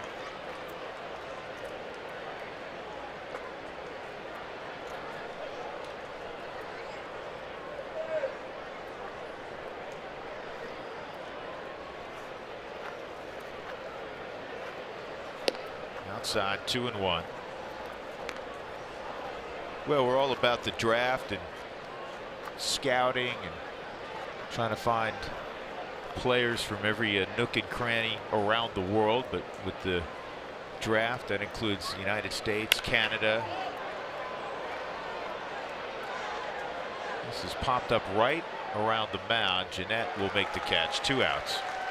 And so we thought it would be fun to look back at a couple of Rockies and Baseball America's scouting report when they were drafted. Well, this one's on Nolan Arenado. And it says, among many things, his improved hands make third base a possibility, but catching is his most likely destination.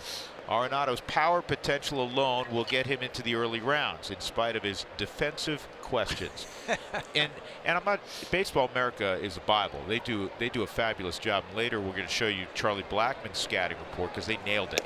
And with Nolan, it's not like they were off. I mean, he turned into a power hitting third baseman, but it's just interesting what you have to project with young players. He was a high school kid, and they felt like, and Nolan will tell you this, his body was soft. He doesn't run well. He's never run well.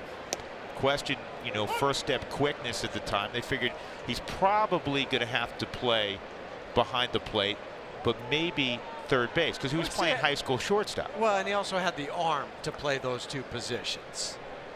So they said, well, maybe third base, but I could see him being a catcher because he's got a body like that, but he's got a good arm. But again, it tells you how difficult scouting is. Scouting's incredibly hard. And I'll remind people, a draft of 40 rounds just completed late today.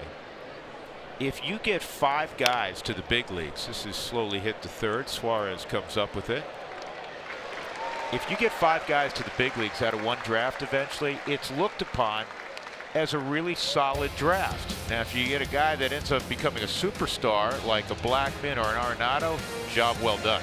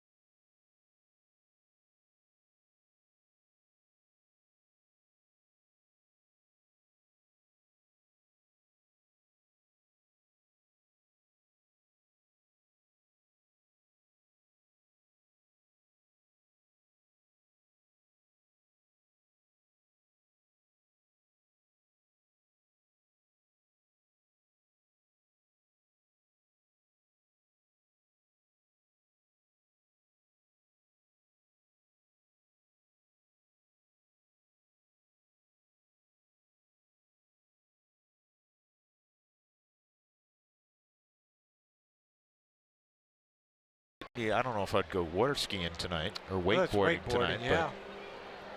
but you can do it. It's that nice out.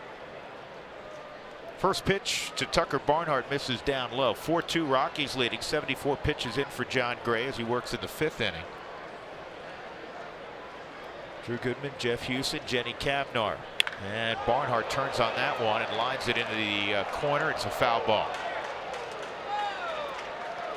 Well, Tucker's still running, acting like it's a fair ball. Probably it's not going to change. No, now he's got to come back. Right, Trip Gibson at first was calling it foul.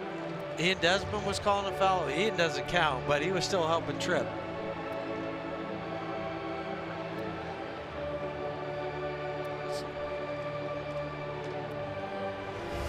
How close was this ball? Oh yeah, that's a good 6 inches foul.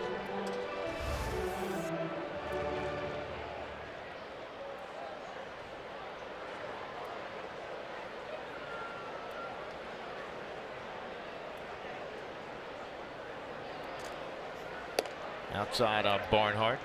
Well, they were waiting for Tucker to come back and grab his bat and go to the plate. They were playing the theme from Green Acres here on the organ. You remember that? I do remember that. I'm wondering how many people other than you and I remember that, though. Green Acres is the place to be. Yeah, well, I'm thinking, why would they play that right then? That I can't help you with. I know.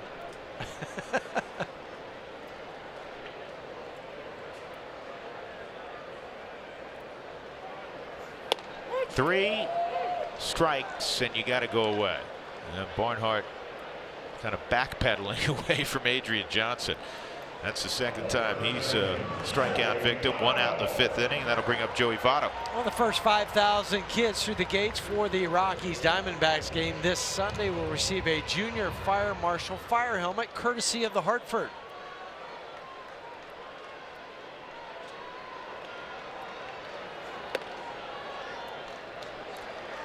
Votto singled in the 3rd. He struck out in the 1st. 1 for 2.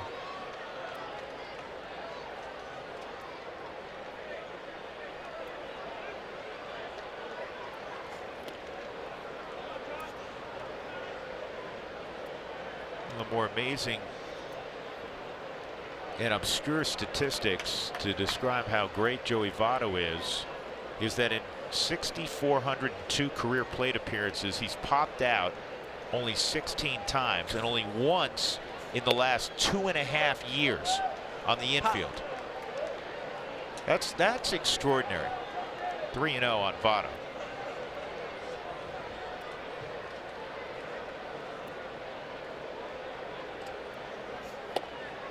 Start to wonder, how can that be? Right? Just popped up. Just popped up on the infield. You just miss a ball. Oh man. Charlie just did it last half inning.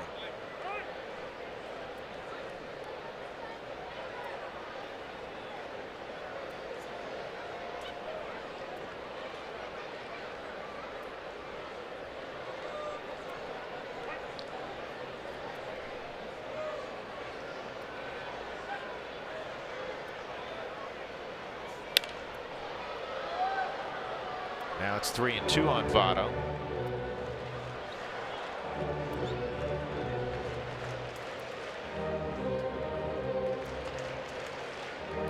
Just something interesting when he gets into the box. He'll put his left foot in his toe hold, but then he'll take his right foot and almost place it behind the plate and then move it back again. Very unique.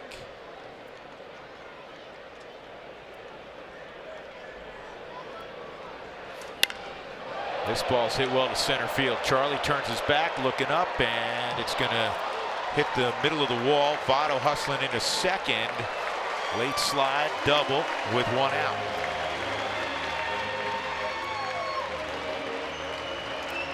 He just doesn't miss pitches. No. You know, some guys will miss them. Talk about not popping up the baseball. Subaru Supermo, he doesn't miss this pitch. Gets the foot down in time. Still choking up 3 inches. Doesn't matter whether it's 2 strikes or no strikes. 10th double of the season for Joey.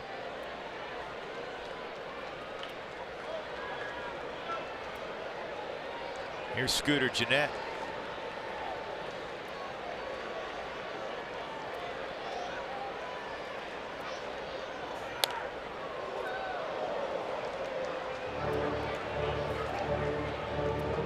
Walk and a sac fly tonight for Gennett.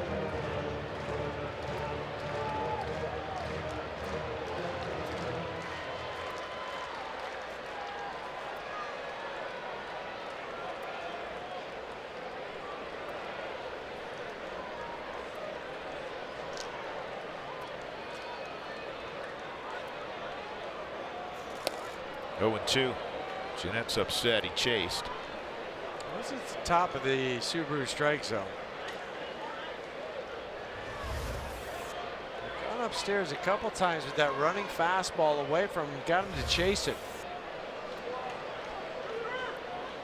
Rockies up 4-2.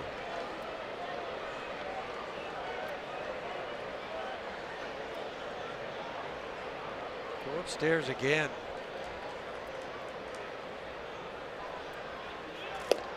Sliders off the plate.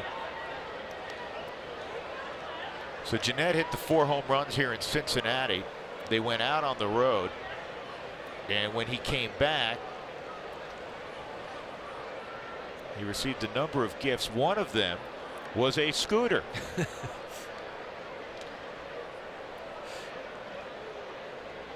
What kind of scooter? I don't know, but you know how popular those things are with players. This is line to right, and it's fair, and it's going to roll to the corner. Votto scores. It's a 1-run game, and Gennett has a double.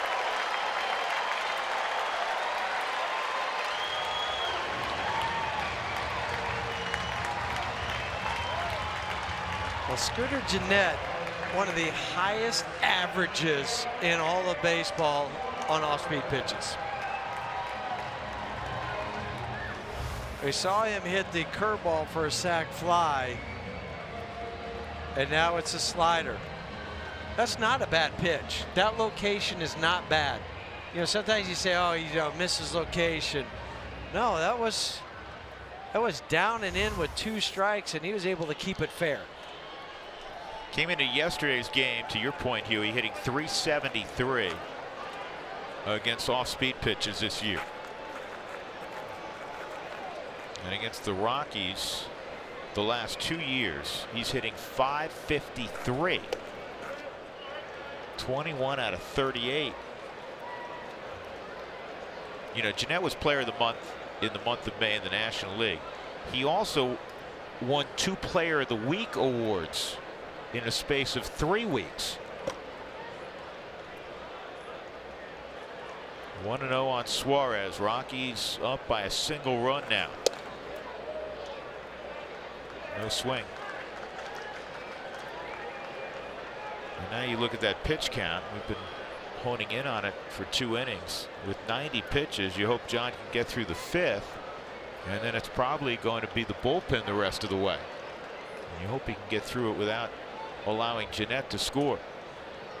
Got to make a pitch here, though, behind an RBI man in Suarez. And that misses.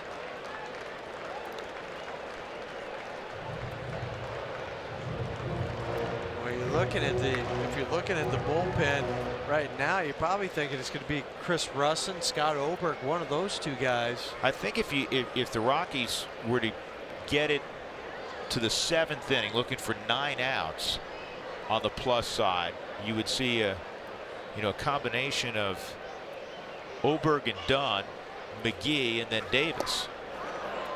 He's swinging 3-0, not a shocker, 3-1. Yeah, and then it was a good call from Tony to go with the slider.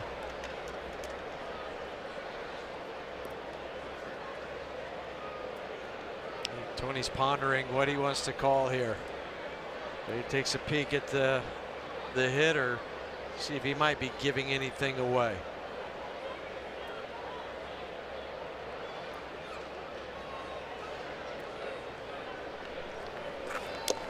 Three and 2. Pitches 4 and 5 on that Subaru strike zone is where you need to go.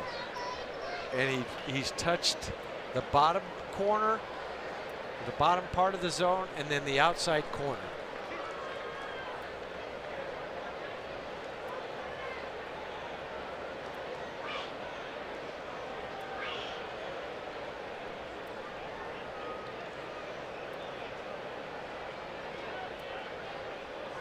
Three-two, and he lost him. Went slider, Suarez swore off it, and now it's first and second. Schebler coming up. They'll bring out Steve Foster as Bud gets on the phone.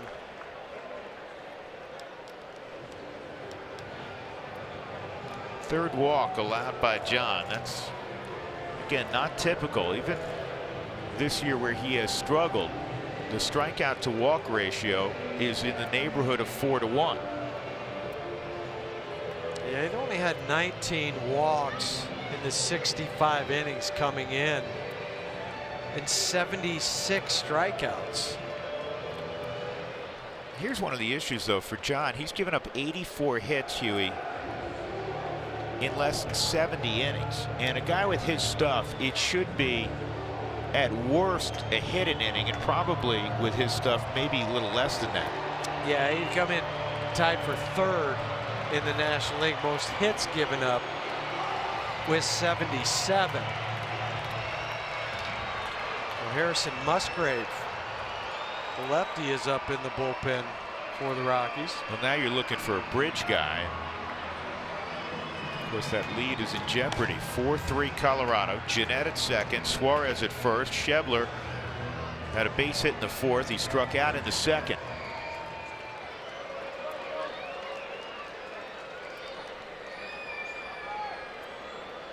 Speaking of Louisville Sluggers, right? Yes. That's the bat that Schebler takes to the plate.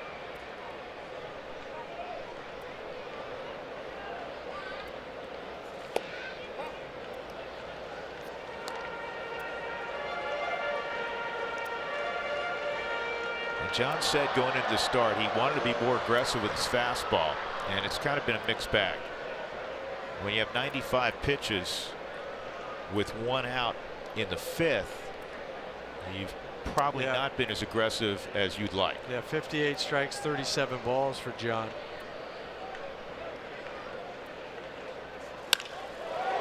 Center field right at Charlie. Jeanette's going to move up, and the throw's going to make sure that Suarez stays at first base. First and third, 2 outs for Peraza. I think that was wise by Charlie not to try to airmail it, get Jeanette going to third, because if you do, that Suarez moves up. So Jeanette took off. Charlie says, that's fine, I'll just go to second base because there's 2 outs. And again, you don't have to throw Peraza a pitch in the zone. He's a free swinger, and if you throw him a slider away, he'll chase it.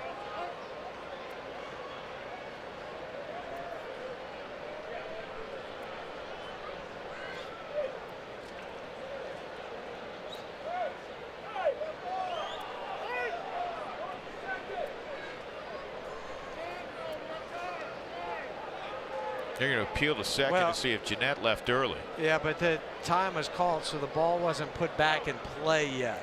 So you got to redo the whole thing over again. Now you can do it.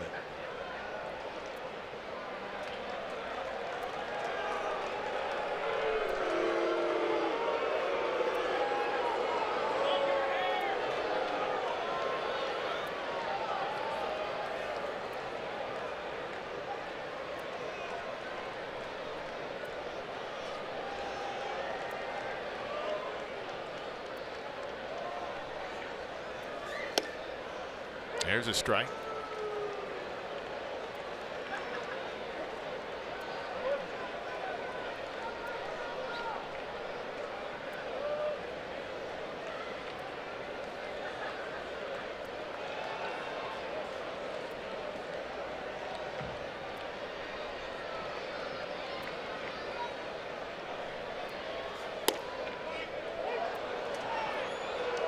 Two strikes on the shortstop Jose Peraza, who's riding a 9-game hitting streak.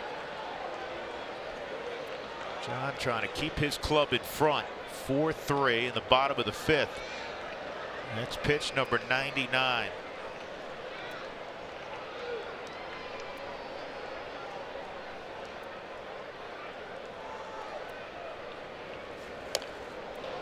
That's a good pitch. Great pitch. I mean, Peraza is hard to strike out, 3rd hardest in the National League. But what that tells me is he swings at a lot of pitches that aren't strikes. He's just trying to put the ball in play.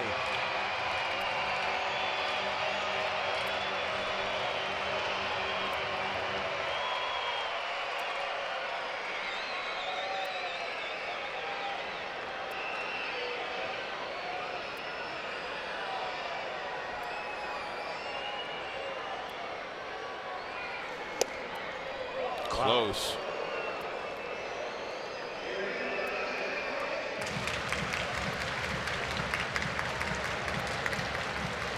For so many reasons, the game number 1, psychologically for John number 2. Boy, you want to see him get Peraza here and depart with a lead.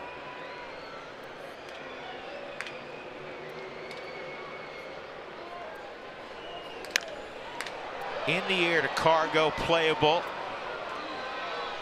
And he secures the baseball in the inning. A run on a pair of doubles, but John Gray gets out of it. 4-3 Rockies lead going to the 6th.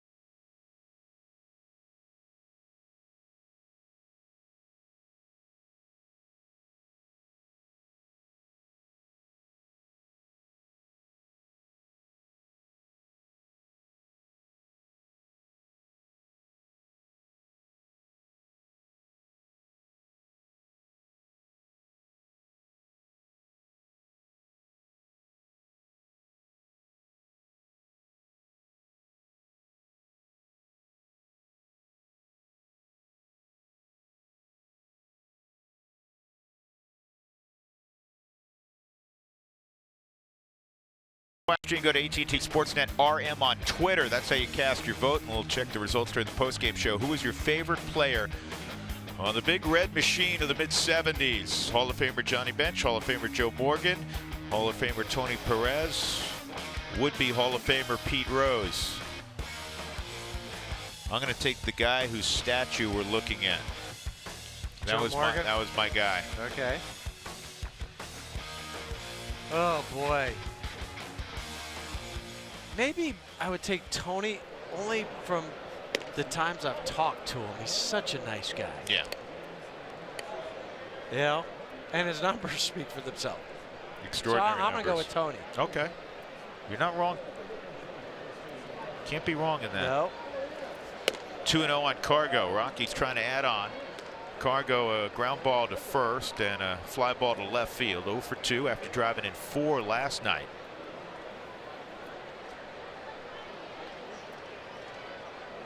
Sal Romano in the 6th inning still out there.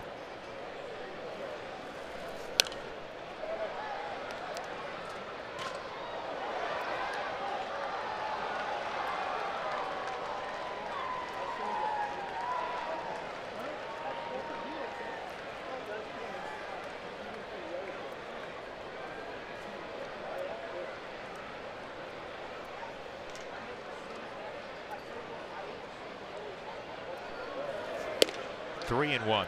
Rockies won yesterday, as you know, 9-6. How about this? They've now played 11 road series. They have won the opening game of the road series 9 times, which sets you up, you know, win series, obviously. Yeah, that's why they're 20-13 on the road. 3-1. And 3-2. And unfortunately, at home, as strange as this number is, they're 3-6 in opening games of series at home. They have not won a homestand yet. The best they've done is 3-3 on a homestand. 3-2. I like what Cargo did there. Did you notice that, Huey? It was a real abbreviated leg kick. Yeah, to make sure that he got the foot down and just he was going to use his hands. It wasn't the high one. So he got it right back down. Well, they've been pitching him away with the fastball. Everything away, at least middle to away on the Subaru strike zone. And he is so strong and creates such bat whip. He doesn't have to get the body all contorted to hit it 6 miles. Well, and that's part of what he's changed lately, the contortion of his body. It's not the big twisting and turning. It's trying to stay centered towards the pitcher. And that is an absolute bullet. Look at Billy Hamilton. He just knocks it down. Cargo is headed towards second. Hang on to the bag. Safe. Those are like 2 kids in the backyard trying to trying to be the first one to get to the base and capture the flag. That ball came off the bat at IndyCar speed. That was a 1-iron that just kept rising. Look, Billy, this is a line drive to center field. Yeah. Billy had to take an angle back to go field it. So he knocks it down, and then Billy's got a strong arm. Don't be deceived by his arm, and the Cargo, oh, just by the fingertips. Are they going to come out and challenge? They came off the bat at 112 miles an hour. They're not going to challenge. It's going to be a double switch. That was a great at bat, not only because of the result, but he got right on Romano, yes, fouled off several pitches, and then absolutely smoked his 250th career double. Good for him, because he had hit a fly ball to left field on the same pitch, made the adjustment, leadoff double. Rockies by a run, pitching change.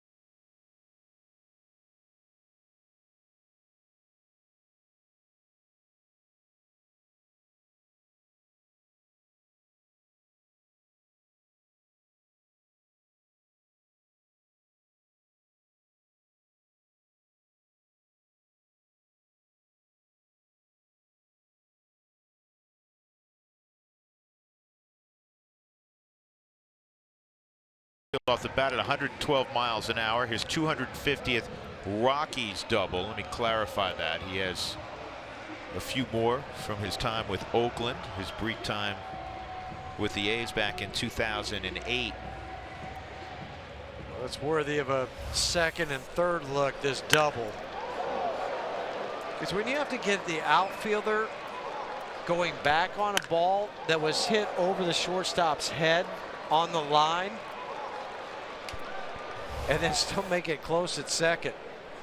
Story had a ground rule double his last time up with one out in the 4th inning, and he would score on a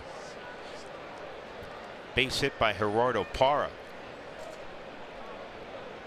And then Ian Desmond would hit a 2-run home run. 4-3 Colorado. Michael Lorenzen, the new pitcher. Rockies have seen him a couple of times. Yeah, he appeared 4 times on the last road trip for the Reds. 8 innings, gave up 4 hits, had 6 strikeouts. 167 against Michael.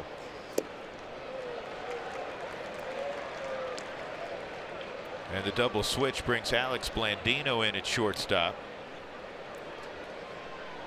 Jose Peraza out of the game. Blandino will hit second in the bottom of the 6th inning.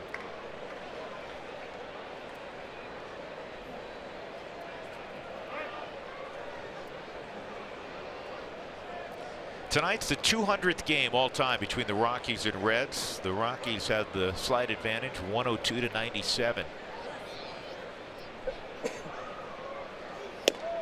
And that is strike 3. 96 all over the outside corner. So Story will go back to the dugout, and that'll bring up Parra with Cargo still standing on second base.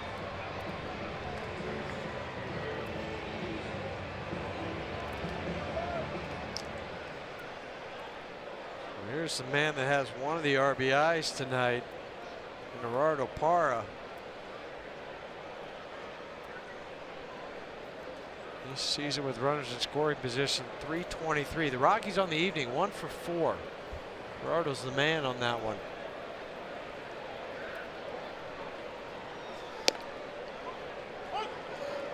That's right down the middle, 0-1.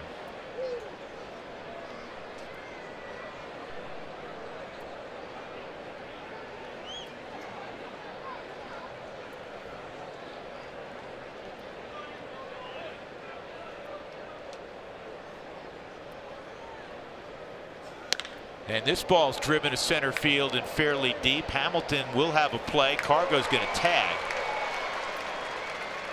That's a good read by Cargo. Ordinarily, with 1 out, you're going to go halfway, but he can clearly see that Hamilton was going to make the catch and said, I'm going to take 90 feet.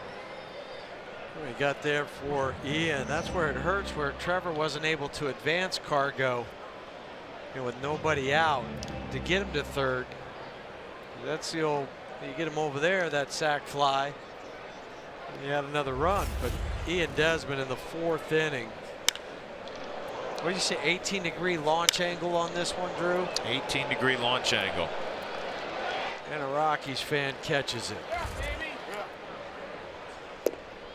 Desi will try to come through again, this time with 2 outs. He walked and scored in the 2nd. Batting .276 since hitting a season low 167 on May 17.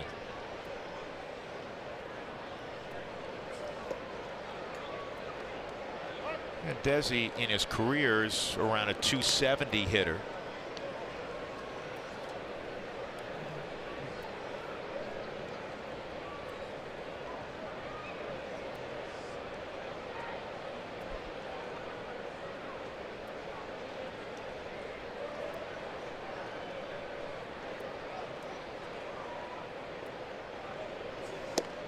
Two and one. Saw that tweet a moment ago, and that person kind of being self-deprecating.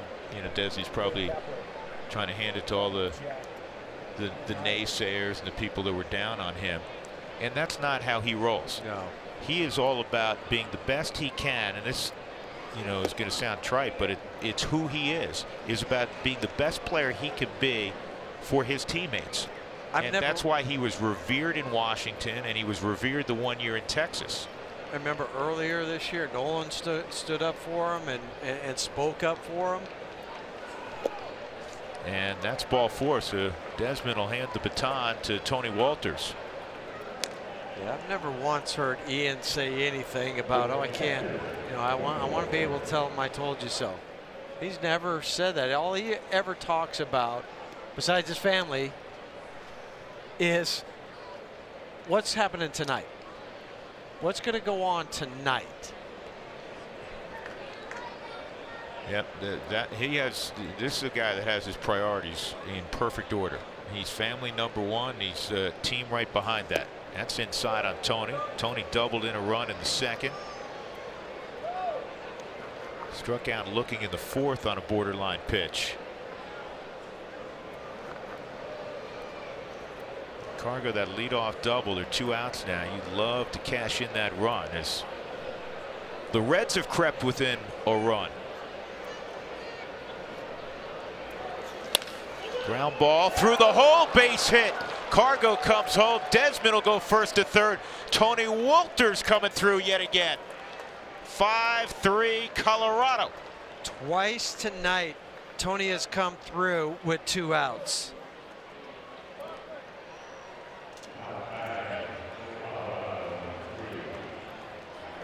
Cargo, that leadoff double is not wasted. Can't tell you how big a run that is. It's huge. The bottom portion of the lineup tonight. 5 hits, 2 doubles, and this doesn't include Cargo's double, so I'm talking 5 through 8. And they have all the RBIs. Mike Tauchman pinch hitting for John Gray. Mike came back to the big leagues yesterday. Former Bradley star pinch hit in the 8th inning and walked last night. And a good swing there, 1-1. I was talking to Mike this afternoon, about his Bradley Braves, and very prideful for the school he went to, as well he should be. And he mentioned that we have a Bradley Brave right now in Lancaster in the Rockies organization, and Colorado drafted another kid from Bradley today, so he was tickled about that. 1-2. It's in Peoria, Illinois. Peoria, Illinois. And I thought, at some point he probably would have played in Cincinnati, either against Xavier or UC, University of Cincinnati. He's this first time he's ever played in the city of Cincinnati. 1-2 now, facing Michael Lorenzen. Desmond at third, Wolters at first, a run in.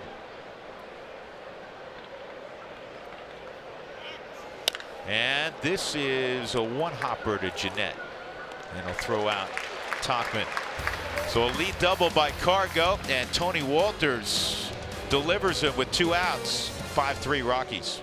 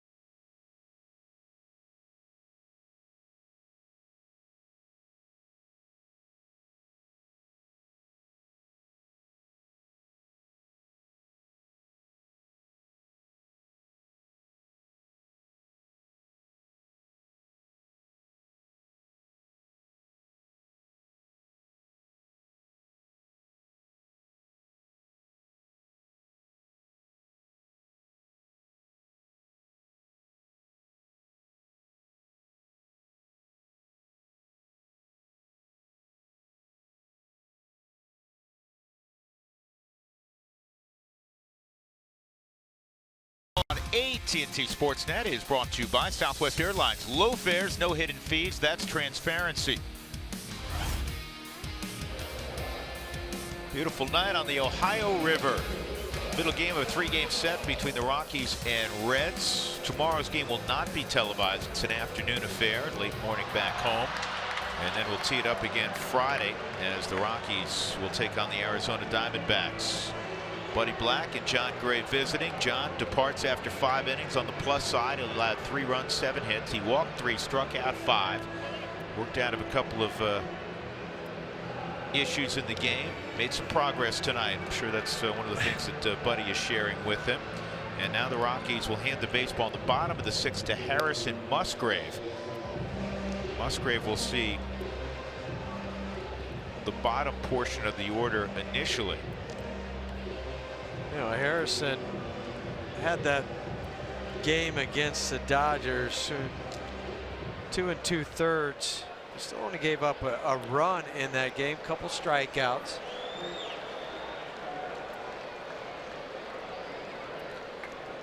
Alex Blandino will lead things off in the double switch. He comes into the pitcher spot. I think I originally said he'll hit second. I'm so used to the pitcher hitting ninth, but he's hitting first because this is the 8th spot in the lineup. Then Billy Hamilton on deck. First pitch from Musgrave misses, ball 1. This is where you're hoping you could sneak a couple innings out of Harrison. I think we'll see what happens. You may get Musgrave for an inning. Hopefully he's able to do his thing, and then you could turn it over to Oberg / Dunn perhaps to mix and match in the 7th, and then McGee in the 8th, Davis in the 9th. The only reason I was thinking maybe sneak out 2 or at least 1 plus is because, you know, you got Winker's a left-handed hitter. And of course Barnhart's a switch hitter, but then Votto and Jeanette back-to-back 2 lefties. So I mean, that's kind of what you're hoping, is that he would be able to face those 2 guys. But first and foremost, you got to get this leadoff hitter and then get Billy Hamilton. No, it's interesting. It's a little bit different right now with some of the issues down in the bullpen. And Ottavino not being available, that misses. Now it's 3-1. How Buddy plays this chess game. And just to have one key component missing in Otto, and the domino effect of everything else. Yeah, and unfortunately, excluding Davis, you know, everybody else is in a slump down there. That's just, I thought that would be called a strike. Guess not.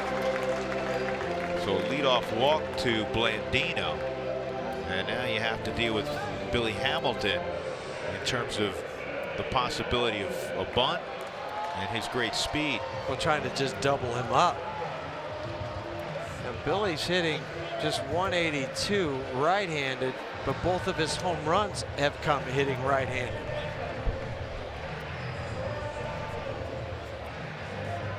Leadoff walks, just like leadoff base hits, scored just under 40% of the time.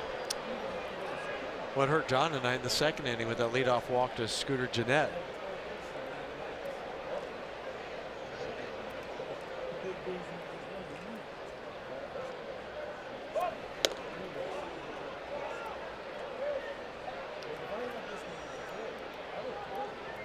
Rockies were dealing with that bunt conventionally. Both corners were crashing. DJ and Ian were kind of talking about how they would play it. Good pick. And then the attempted pick. That's well, it was good hands behind the plate by Walters, but now it's 2-0. So 6 out of the first 7 out of the zone.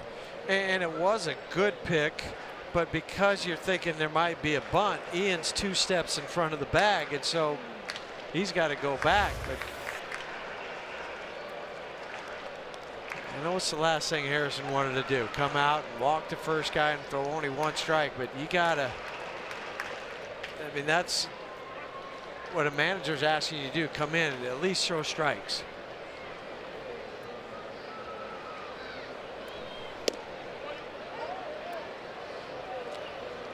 2 balls and 1 strike as that's in there.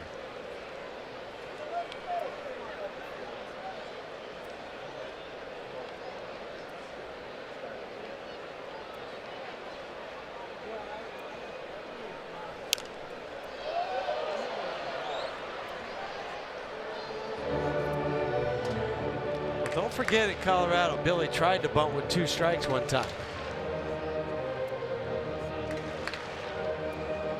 Just a couple guys. He and D. Gordon are the 2 guys that will pull that.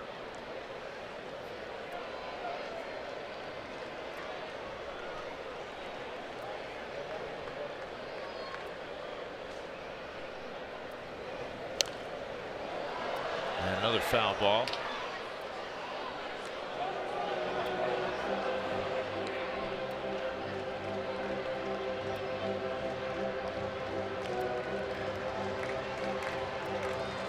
Imagine the scouting report on Billy Hamilton when he was coming out of high school.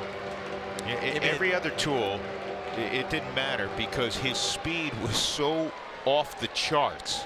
I mean, it would, if you could have given a grade above an 80, and that's the highest grade you can give, you would have done that. Swung on and missed. Musgrave strikes out Hamilton. And that'll bring up Jesse Winker. Way to come back, Harrison. You're down behind in the count 2-0, and you come back and you strike out Hamilton. Well done. This is a pretty lively fastball in a good location. Got Billy to whiff. The Subaru Supermo.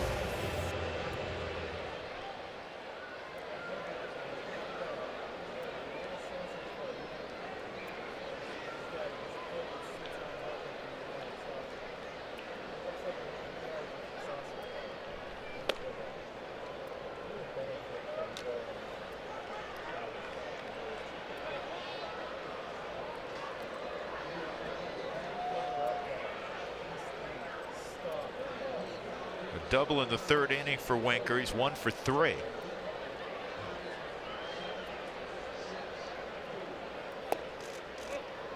again, a 2-0 count.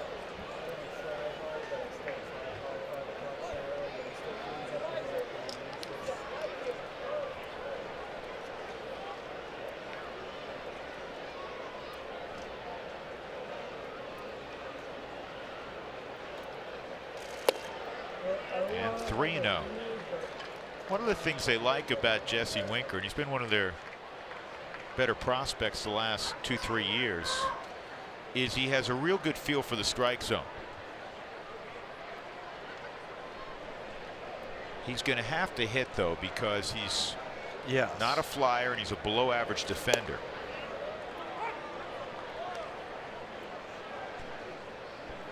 Now, I know they played him in right field, but left field's his position. And if you're in left field, you have to hit. Yeah.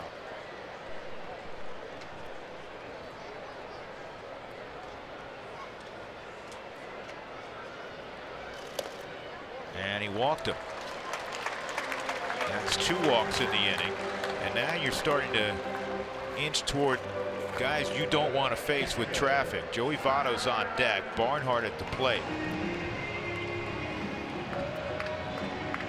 Now, the Rockies Wives annual charity grab bag event is Friday and Saturday. You can buy a mystery bag with an autographed baseball from a Rockies player or possibly manager Buddy Black while supplies last. The main concourse, right behind home plate. That's where you want to be on Friday and Saturday. Get there early for that grab bag. Barnhart, a foul out along the 3rd base line, and then 2 strikeouts. All 3 of those at bats against John Gray.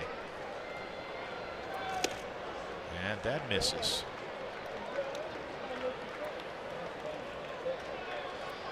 Coming in, Musgrave had thrown 13 in the 3rd innings and had walked 5. Well, and he had just pitched on Sunday.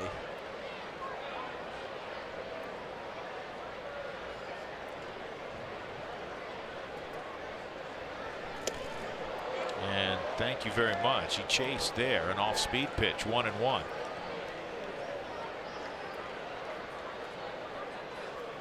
Thank you for chasing this one. Got it with the changeup.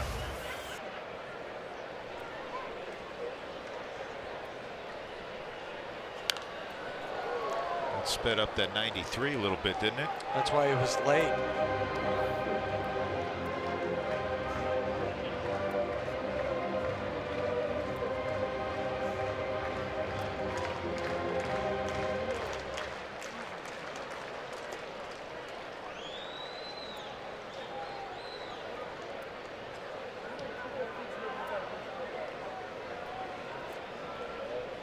One and two on Barnhart. That's not a bad pitch. Surprised you didn't go fishing for that.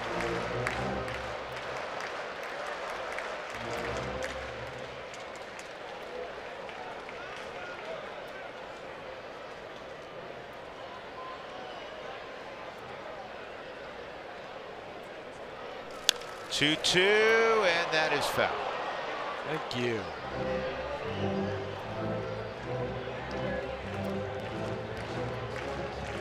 So one of my friends texted me, Huey, when they were playing the Green Acres theme. Yes. And he said, hello, basically. Barn, Hart. So that's why they. Oh. Okay. You know, we're not the sharpest No. tools in the shed. Or the barn. Or the barn, no. 2 and 2.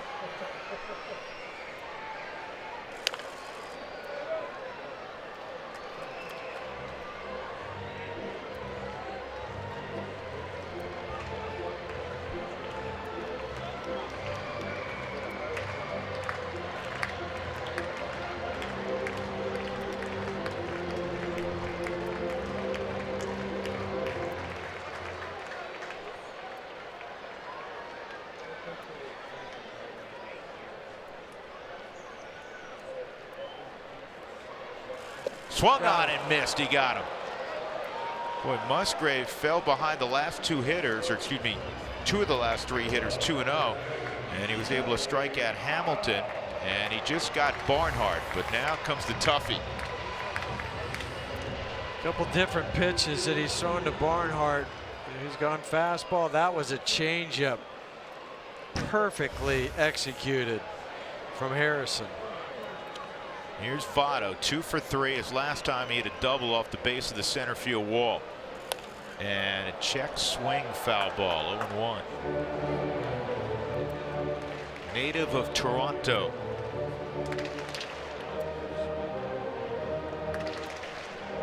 And he splits time in the offseason between Toronto here and Southern Ohio.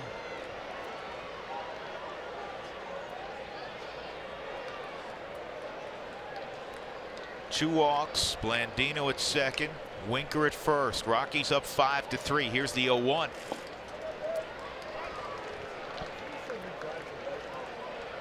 Scott Oberg now up in the Rockies bullpen.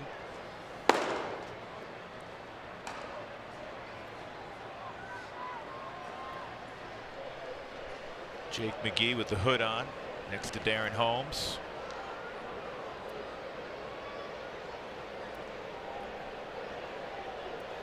One fouled off.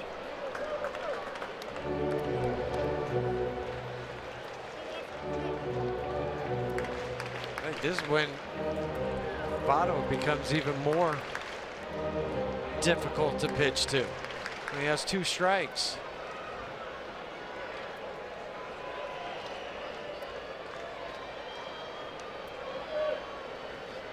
Seems like he fouls off good pitches.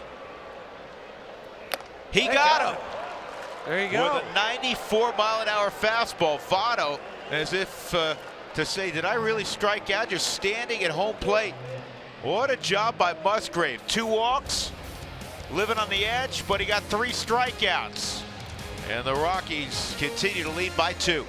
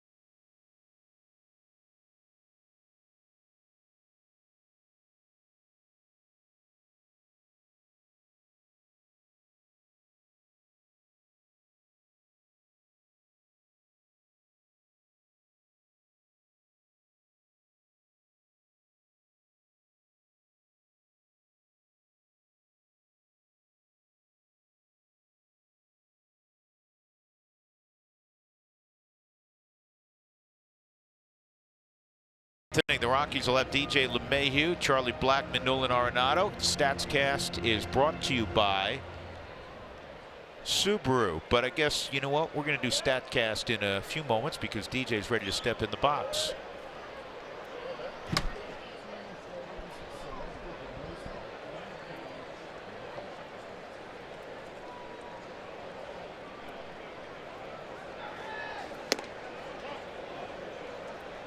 First pitch misses to DJ, ball one.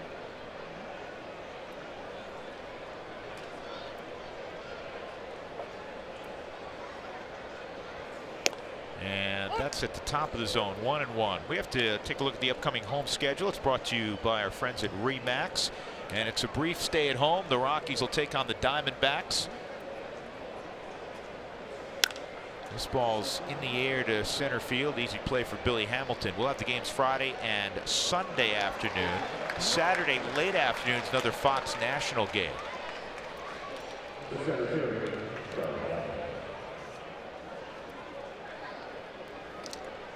Charlie's 0 for 3. He brought a 12-game hitting streak into the ballpark, so he's got that on the line. So we go back to his scouting report when he was coming out of Georgia Tech. A natural athlete. This is according to Baseball America. Blackmon has 5 tools that are quickly gaining refinement, because remember, he was a pitcher. While his approach is still raw, he projects to hit for power and average. And that last line that we highlighted, he is one of the biggest sleepers in this year's draft. Did they ever nail it? Yeah, they did.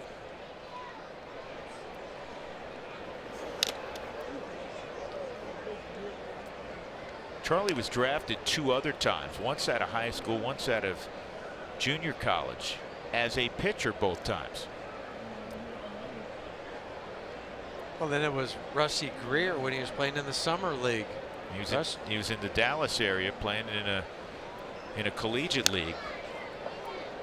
And Rusty Greer let him play the outfield because Charlie kind of told a little white lie. He just said, yeah, I'm an outfielder pitcher. Okay. Well, then Rusty had to call his coach. Coach Hall. Yeah, at Georgia Tech, said, you need to try this guy as an outfielder. I think you're going to like what you see. 1-2. And Charlie goes down, 2 outs. It's not often, Huey, that you look at the top of that Rockies order with DJ and Charlie, the 2 All-Stars, and their collective 0 for 8, and you're leading. That's a good thing, because we've talked too many times about, well, somebody else needs to help in this whole process, this offense. Well, tonight it's been the last 4 guys without the pitcher. I mean, Trevor, Gerardo, Ian, Tony, that have done it. And that's okay. As when you have 5 or 6 guys going. That's where we talked about the length of the lineup, because too frequently the first 6-7 weeks of the season, what were we talking about? That outside the first 4 in the order, if you didn't get some offense there, the likelihood is you weren't going to get much after that. But tonight it's been generated by the other portion of the lineup. 5-3 Rockies leading.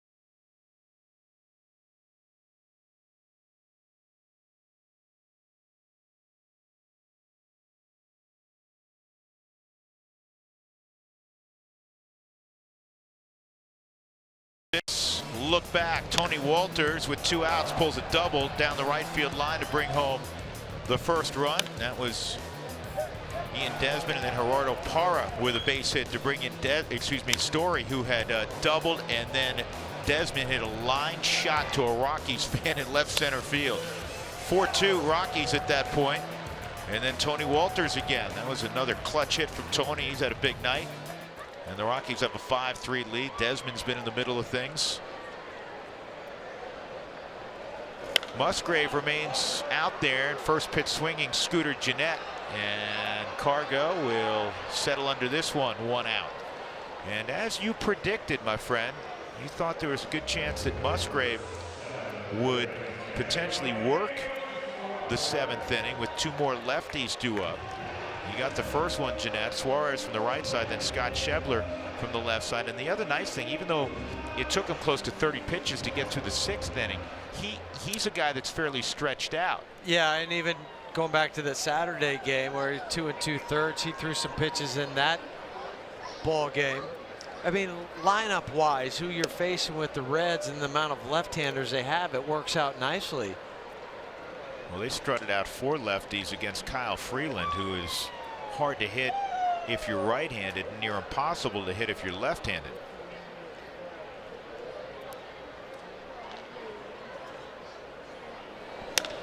Center field. Charlie's there, 2 outs. And now Schebler, who's 1 for 3. Yeah, the Reds came into the contest 21-40, which is tied for their 3rd worst record after 61 games ever. Yeah, it's a mark that they tied, you know, way back in 1931. And the only times they had a poorer record through 61 games was 1934 and 1950. It's a long history of this franchise too. Charlie able to block the baseball. So it's a 2-out single by Schebler. And this is a pitcher spot, so you get Adam Duvall. And now maybe you make the change and you go get Scott Oberg, so you got right on right once he's announced. Here comes Buddy.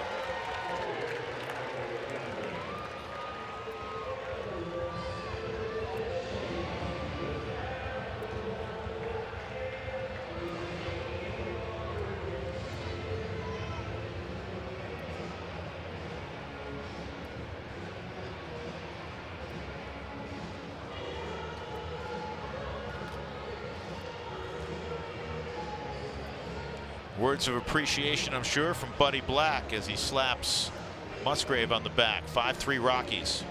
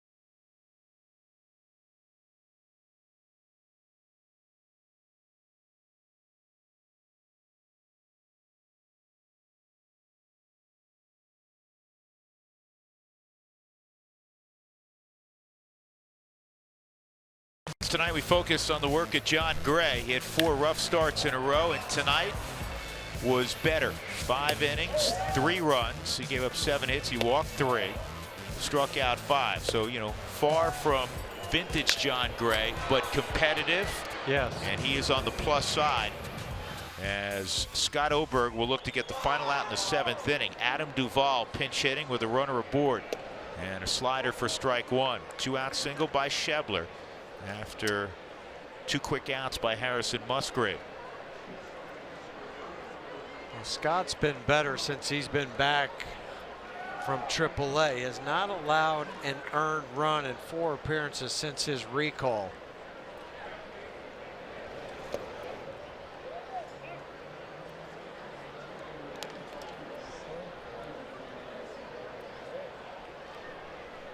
Duvall, a dangerous guy because he's got big time pop. 2-run game. Rockies have been out hit 8-7. Cincinnati's left 9 on tonight. The Rockies just 4.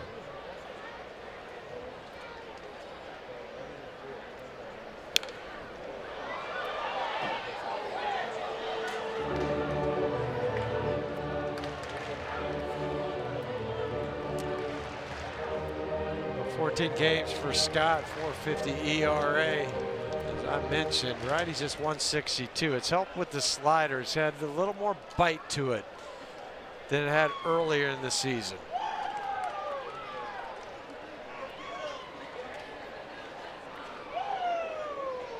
As for a fastball down and away.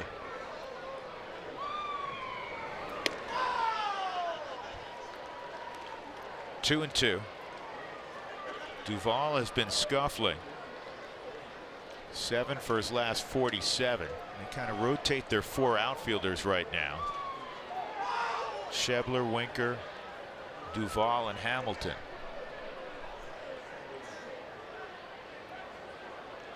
Two. And this is also out of play. You got to get the ball down.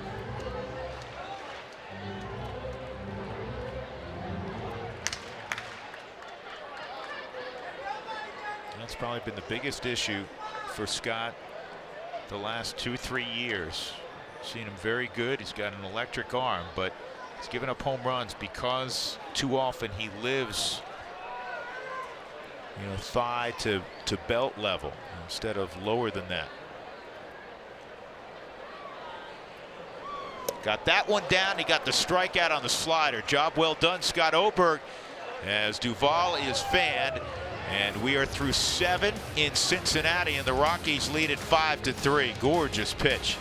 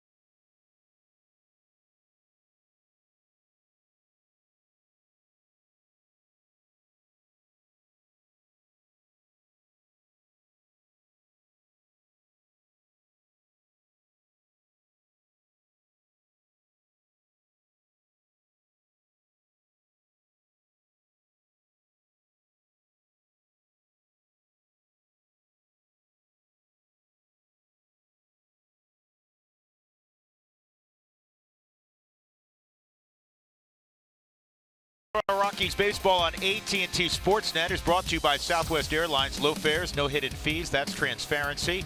And by Wells Fargo. Wells Fargo customers get your 2-for-1 Rockies club level tickets by visiting wellsfargo.com/Rockies. Top of the 8th inning at Great American Ballpark on the shores of the Ohio River. The Rockies leading 5-3. And one of the reasons why, the guy at the plate, Carlos Gonzalez, he had a double and scored in the 6th inning. 1 for 3 tonight. And the new pitcher out there is a guy he knows, David Hernandez, former Oriole, former Arizona Diamondback, been around. Yeah, Cargo has a home run off for Hernandez. David last pitched Sunday in San Diego, just a third of an inning. And 1 home run for Cargo. Just also 4 for 10. 1 ball, 1 strike. Hernandez features a fastball, curveball, occasional slider, and occasional changeup. He's done a good job for them. He's one of their late inning guys.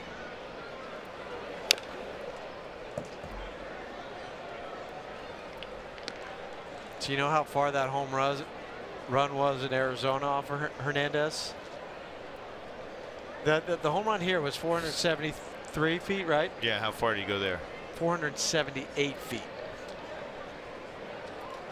That's a long way. 1-2.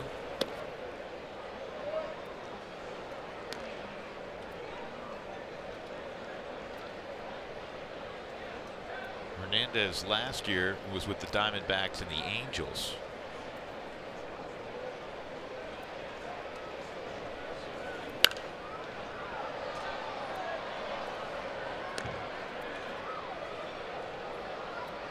One team I left out, 2016, he was with Philadelphia. I forgot about the Philly portion of his career.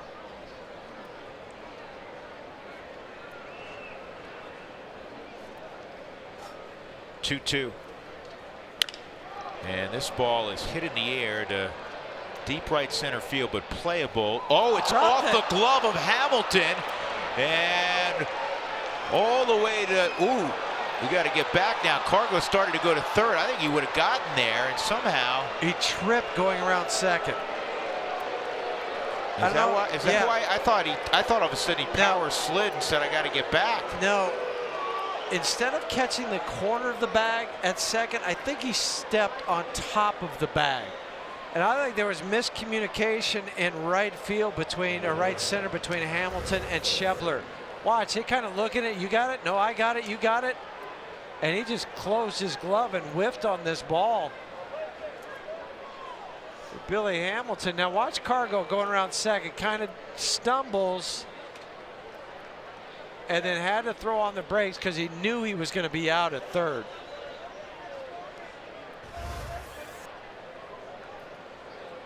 He's like a cat there. He's ready to jump up again and head to third.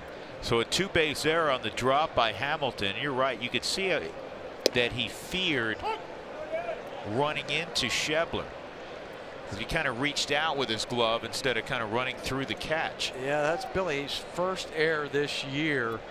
37th for the Reds. They'd come about middle of the pack in fielding percentage. 7th in the National League, 16th in all of baseball.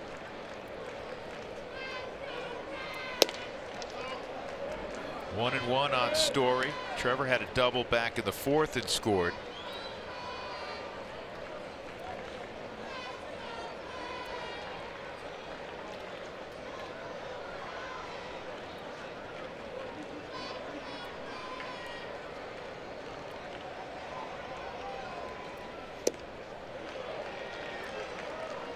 One and two.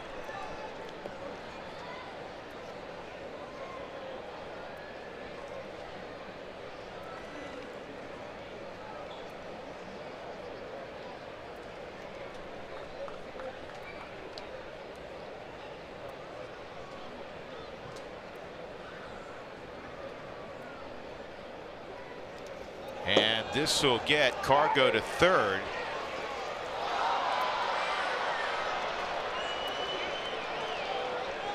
Came back on that wall quickly to Barnhart. Well, the wild pitch by Hernandez.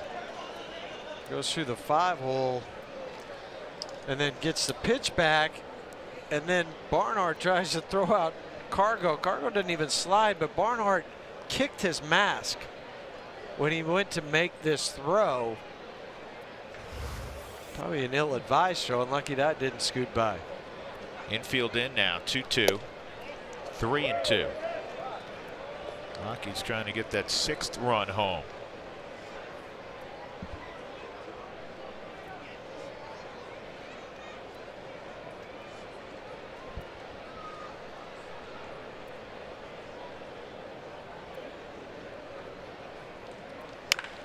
This one may get both home if it's fair. It is a foul ball. Wow. That went into the second deck in somebody's nachos.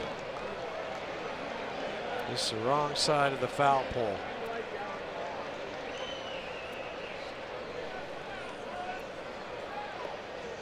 Young lady has a baseball up there, and that goes in the unexpected category.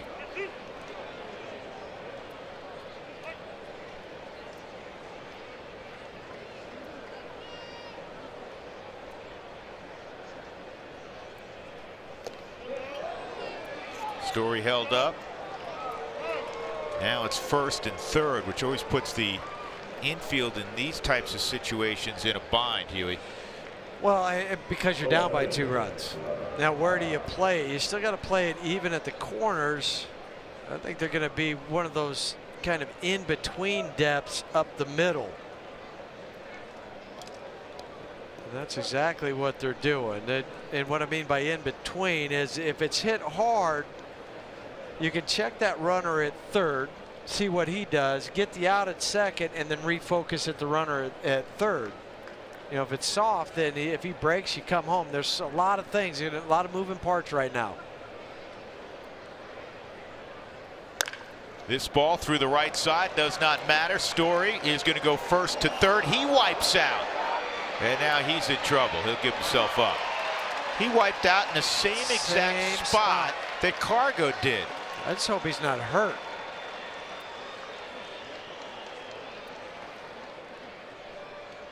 We'll get to the hit first. That's 19 RBIs for Gerardo. This ball's through. I'm just trying to watch Trevor. And it wasn't when he hit the bag. It is the first step after the bag. Watch the ground give out. He's good there. And then it's just wipe out around there. And that is literally the same spot that Cargo threw on the brakes. Just hope he didn't pull anything.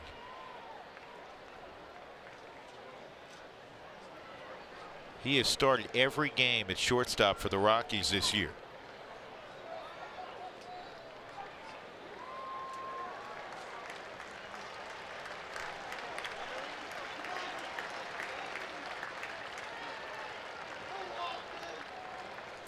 And the man at the plate, if you're wondering, with Daniel Castro sent out, Pat Vallejo's been back and forth this year, but he's in Albuquerque. If you're wondering, well, who is the backup shortstop in an emergency? You're looking at him. Former All-Star shortstop in Washington, Ian Desmond.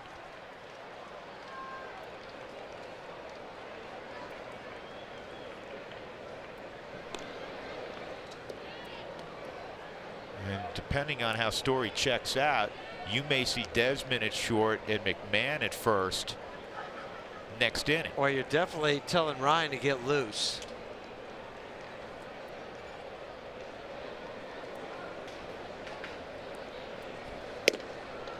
But you also have to tell Ryan to get loose because he might have to pinch hit a couple doors down for the pitcher spot.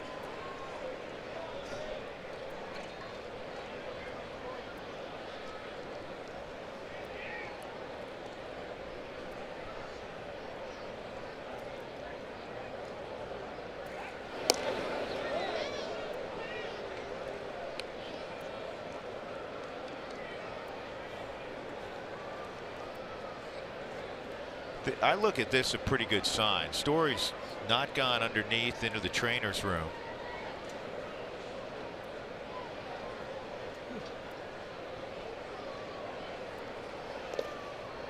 Or at least down into the runway. And the other thing is that Keith Duggar or Scotty Garrett aren't visiting with him some more. No. Yes, you do. He moved back over into his spot on the bench. You see Trevor still walking around in the dugout.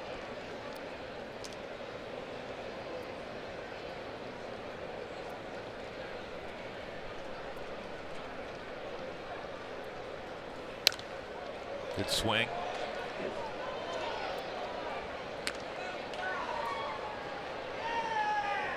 Desi started, you remember late last year, in September, Desi started at shortstop.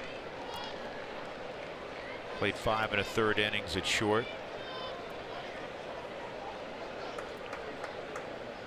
Yeah, I remember that game.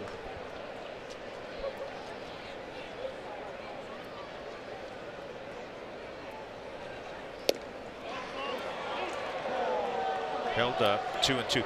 You know, the other guy that could go there is Tony Walters. Now Tony's behind the plate right now, but I mean, if you got in a real pinch, he could go there. He could. But I'm with you. I'd be more inclined to say, Desi, you're the guy who will put Ryan at first.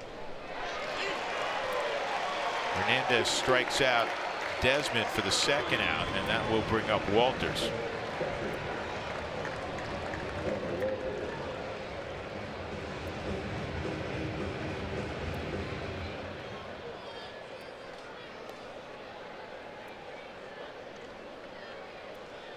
I'll have to ask Jenny to make sure she asked the guys if there was a little gremlin around second base that tripped him up. Yeah, it's interesting. Desmond turned around when he was in the on-deck circle and said, "Get my other glove." He knew that was a possibility of him having to go over to shortstop. And just now when he came in, Bud Black turned around to him, Redmond turned around and said, "I think he's okay to go." So we'll see if Trevor ends up out in the field, guys. All right, Jenny, thanks much. Pop out ends the inning. The Rockies do take advantage of that error by Hamilton. They now lead 6-3.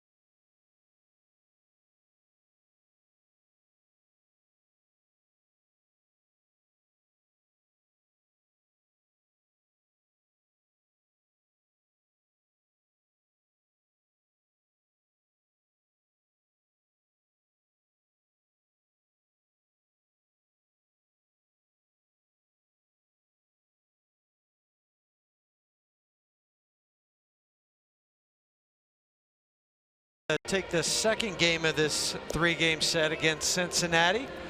You want to take advantage of the new holiday suite special on July 2nd and Labor Day. All suites are only $100 per ticket and include food and beverage. Call 303 Rockies today. Lock up your suite. Well, good news, folks. Trevor Story back out at shortstop. You know, after seeing him go down and not sure what was wrong, because he had stopped once he got out about halfway, maybe 3/4 of the way towards third base, and then just dropped to a knee. Well, here's the good news. You couldn't see this, but in between innings before he came out on the field, he was around the Gatorade bucket, and he was talking to somebody and had a big smile on his face. So he was only hurt temporarily, I guess. Strike one on Blandino. It's still Oberg out there. Well, Scott might be out for a couple of hitters. You know, and Blandino and then Billy Hamilton, and see where it goes from there. You know, maybe Jake McGee to come in and get the lefties. That's foul.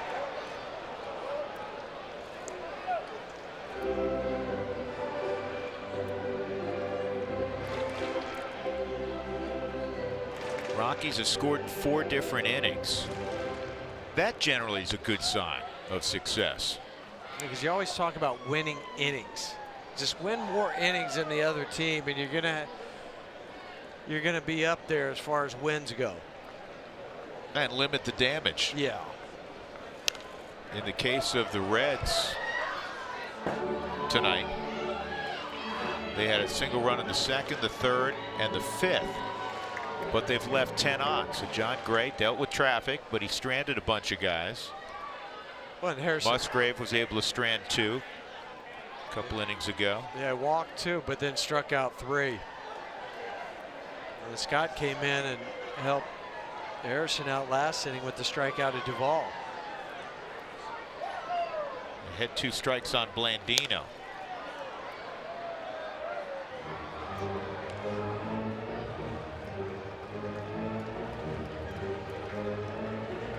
Diamondbacks made a trade today. Did you catch that? I did see that. The veteran John Jay was acquired from Kansas City for a couple of minor leaguers. Looking for help in the outfield. And he went. Blandino swung and missed on that hard slider. 1 out.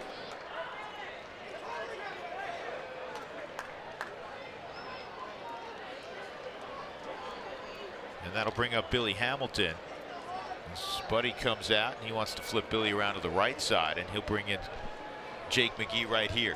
Good work by Scott Oberg. 1 out in the 8th inning. The Rockies ahead of the Reds 6-3.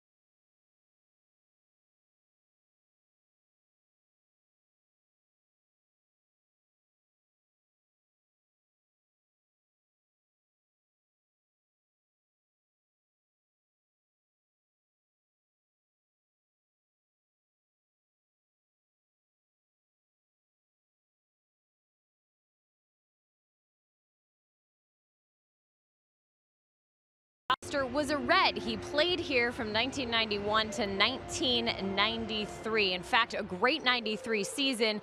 The Cincinnati Reds traveled to Los Angeles playing the Dodgers. He was invited on the Jay Leno show, and here's what happened. They actually had me throw and knock down milk bottles. No way. Yeah, I kind of did like the midway where, you know, they line you up and you knock them down. Well, I did it.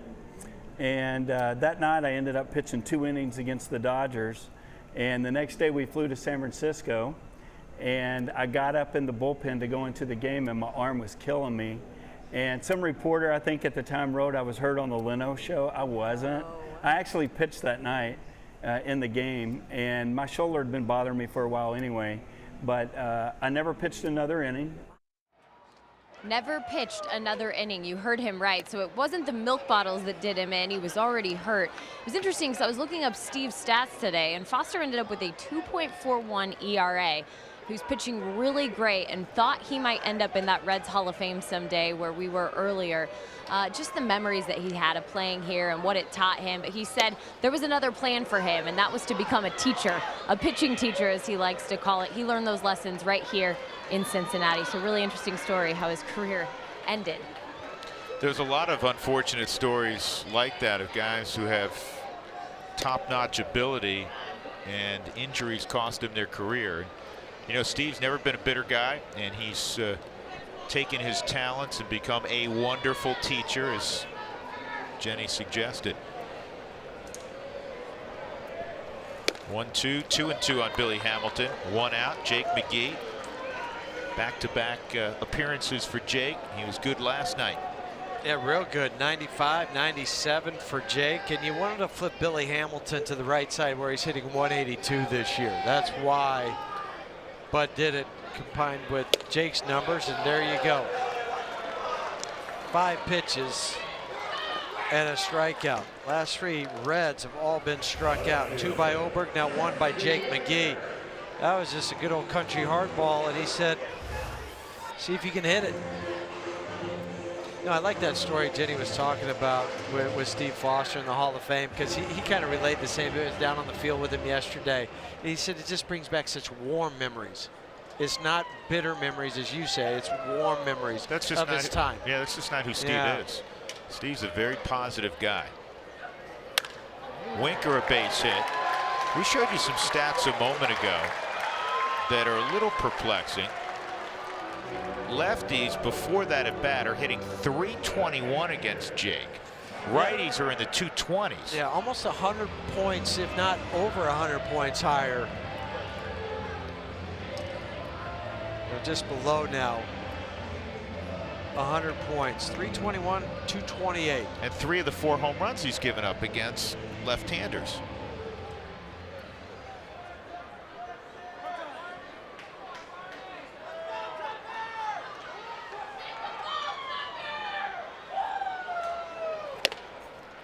Tucker Barnhart takes ball 1. Barnhart 0 for 4 with 3 strikeouts. When Barnhart's just the opposite of what Billy Hamilton. He's hitting .412 right-handed. Not many at bats, but 14 for 34 righty. Compared to .234 left-handed.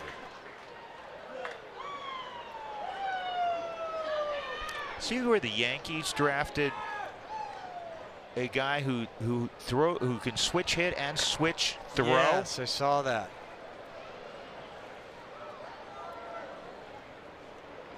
And high in the draft.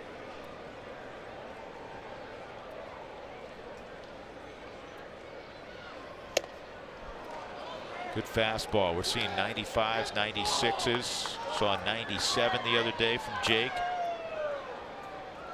He says, and you wouldn't think this to be true, he says he starts throwing harder the more work he gets as the summer months roll around. Maybe it's because it warms up. Who knows?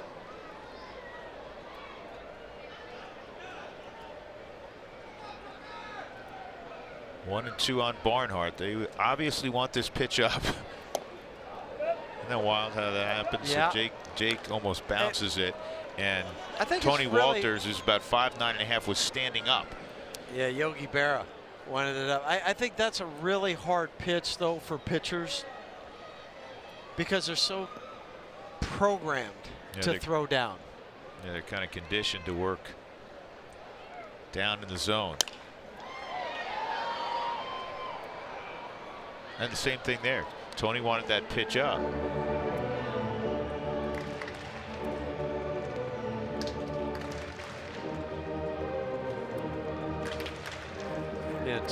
So it's nice. You get to the big leagues and you'll never put on your teammate's chest protector.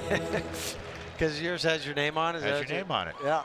It's like Garanimals for you. You know, you have the Wendy puts the gray thing, little tag in there, and the correlate the numbers so you can get dressed in the morning outside. What are you wearing? A couple of 4s today, right? Two 4s. The 4 pants and the 4 shirt. Nice. You look good, buddy. It's so true, though. Yeah, that's a 4. I got the number 4 right here with my pants.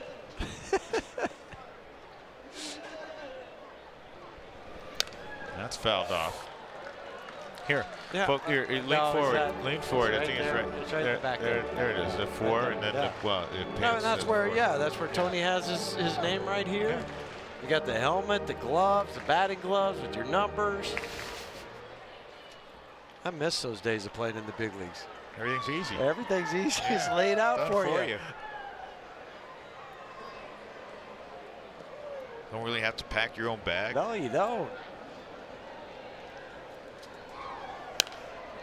Another foul ball. They didn't tell you what uniform you're wearing.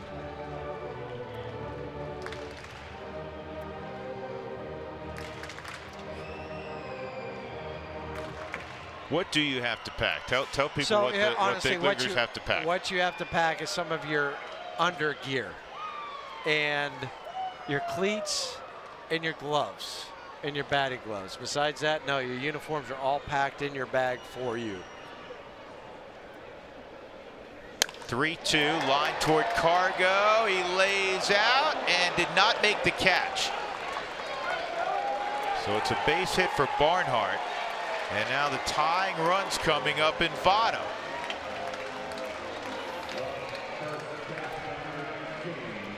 Cargo made a diving catch, sliding catch last night. And this one was close again today. The right call, it bounds into his glove.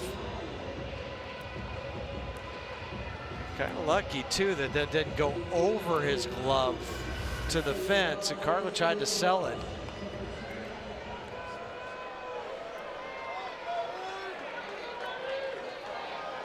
Votto 0 for 2 in his previous encounters with Jake. He's got a single and a double tonight in 4 at-bats, 2 strikeouts as well. This is in the air to deep left, but playable for Parra in the corner. And Jake McGee gets Votto to end the 8th. We'll go to the 9th. The Rockies continue to lead 6-3.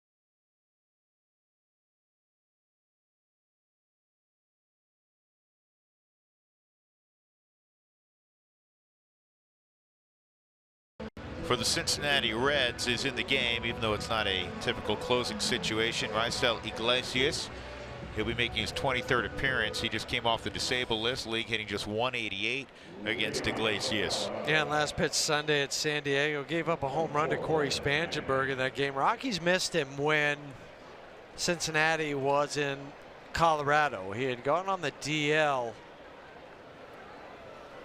with the left bicep strain. Not his throwing arm, but his other arm.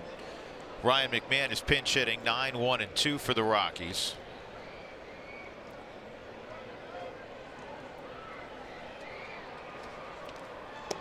And there's that slider that he possesses, a good one. Misses 1-1. Kurt Casale is now behind the plate also.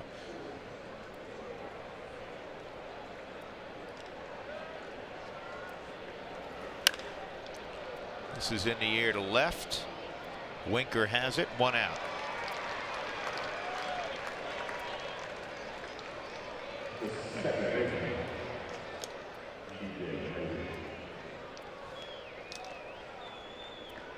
LeMahieu, a rarity, he's 0 for 4. Ground out, line out to left. Strikeout looking at a fly ball to center field. Looks like Charlie will get another opportunity to continue his hit streak. He's 0 for 4 tonight. He's on deck.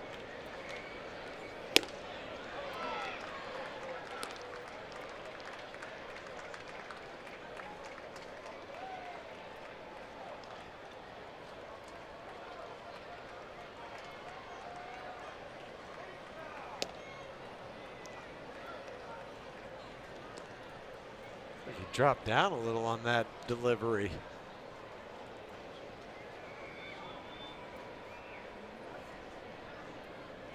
Reds locked him up for a while. He signed through 2020. You start to look at the teams that are struggling and in rebuilding mode. And, you know, who will be on the trading block.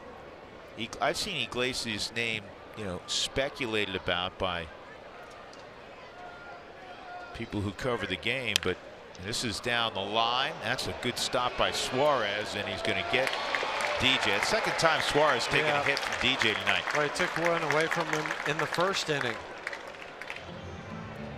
This ball was hit much harder than the one in the first. This is roped, and he just knocks it down. It doesn't go far enough away. That shows a strong arm that he has to get DJ. But if he's locked up, Drew, I'm talking about Iglesias, if he's locked up to 2020 and an arm like that, yeah, I don't know under control. Yeah, I don't know why you'd want to get rid of him. So I'm not sure that will happen. Charlie's got a 12-game hitting streak on the line. He's got an 11-game hitting streak against the Reds on the line. Coming into this ball game, he had 5 straight where he had at least 2 hits, and he's 0 for 5. The Rockies, though, will take a 6-3 lead to the bottom of the 9th inning.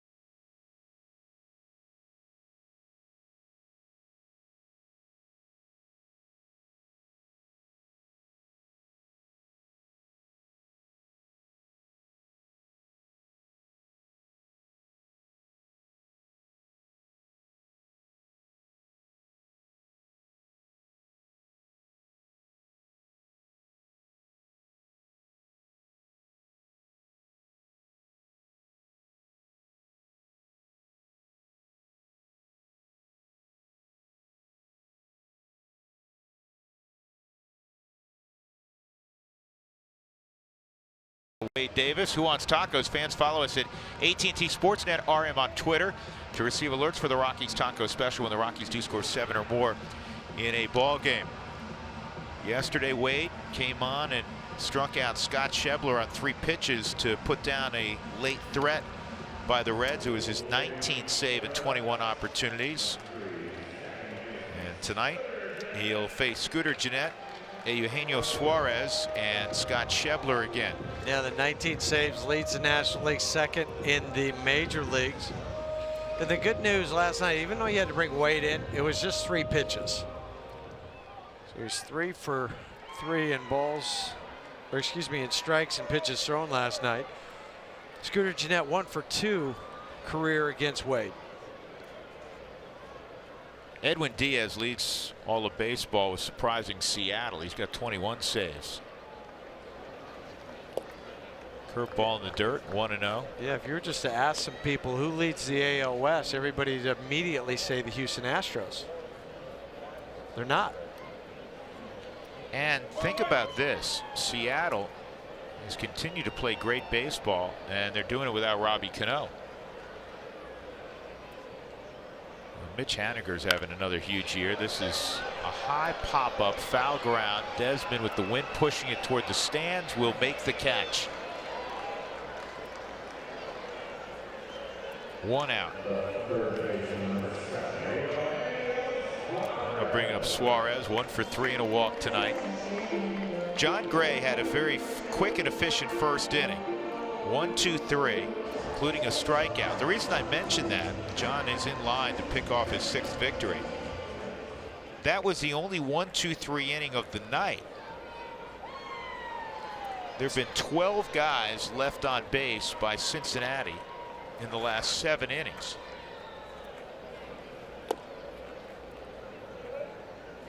But a couple of those innings that we've seen get out of hand for John, they didn't. Okay, it's the old line, you ran it the other day, bend but don't break.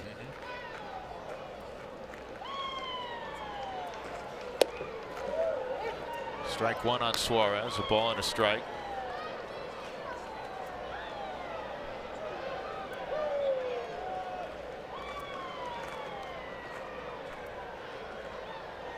Stoic and focused. That's what you get from Wade Davis. This is toward the middle of the diamond, and DJ, high throw, and that's going to bounce out of play. That's one where it would have been an easier play for Story, but there's really no way to communicate that, is there? No, but I don't know why Trevor didn't go ahead and go in front of him. Be a hit and an E4, and that is DJ's first error of the year. See, Trevor, I thought, had the play, and then he pulled his hand back.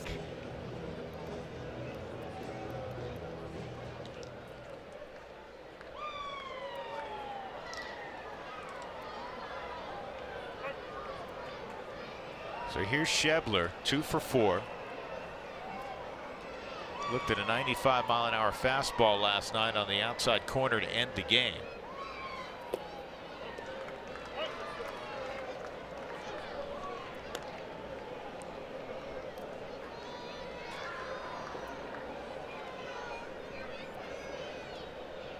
It is Wade Davis time. Rockies trying to improve to 4-1 against the Reds this year. 2-0.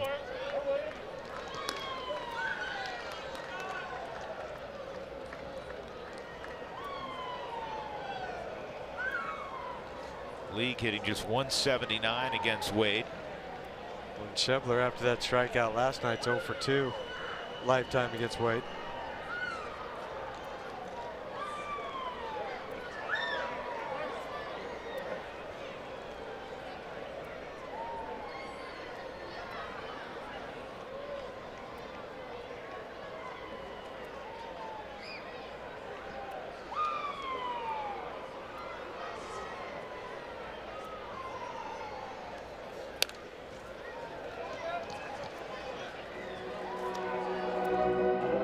That's a pitch you can make too. When you're down 2-0 to Schebler, you can give him the fastball because you're up by 3 runs.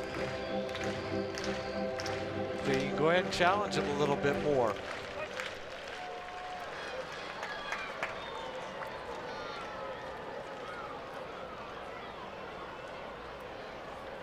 2-1. Great slider for a strike. Sharp slider at 90.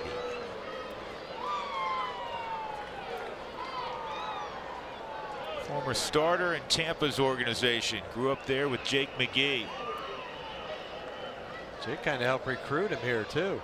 In a big way.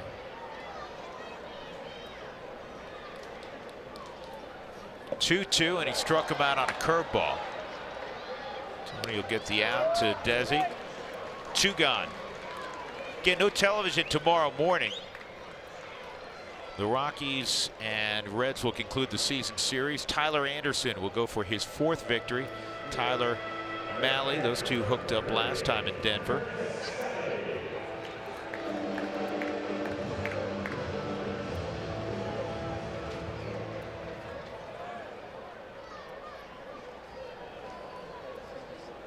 Here's Kurt Casale. First at bat for Casale. A double last night. That was against Brian Shaw. And that was a leadoff in the 9th inning. Got a little dicey there in the 9th last night.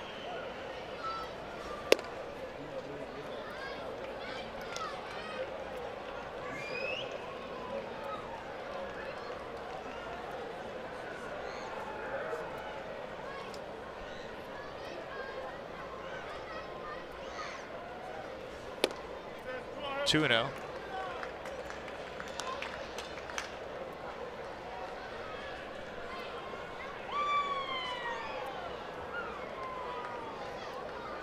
Rockies 6 runs, 8 hits. They've made the one error that just occurred. Just their 20th error this year. The only team that has fewer errors in baseball is Houston. And this should do it. High fly ball left center field. Story going out. Story calling. Story makes the catch. And the Rockies have won the first 2 here in the Queen City. Tonight the final score 6-3. John Gray gets the victory. He improves to 6-6 on the season. And Sal Romano takes the loss. He is now 3-7. And for Wade Davis, it is save number 20. And the Rockies move back into a first place tie, by the way, with the Arizona Diamondbacks, who they will see begin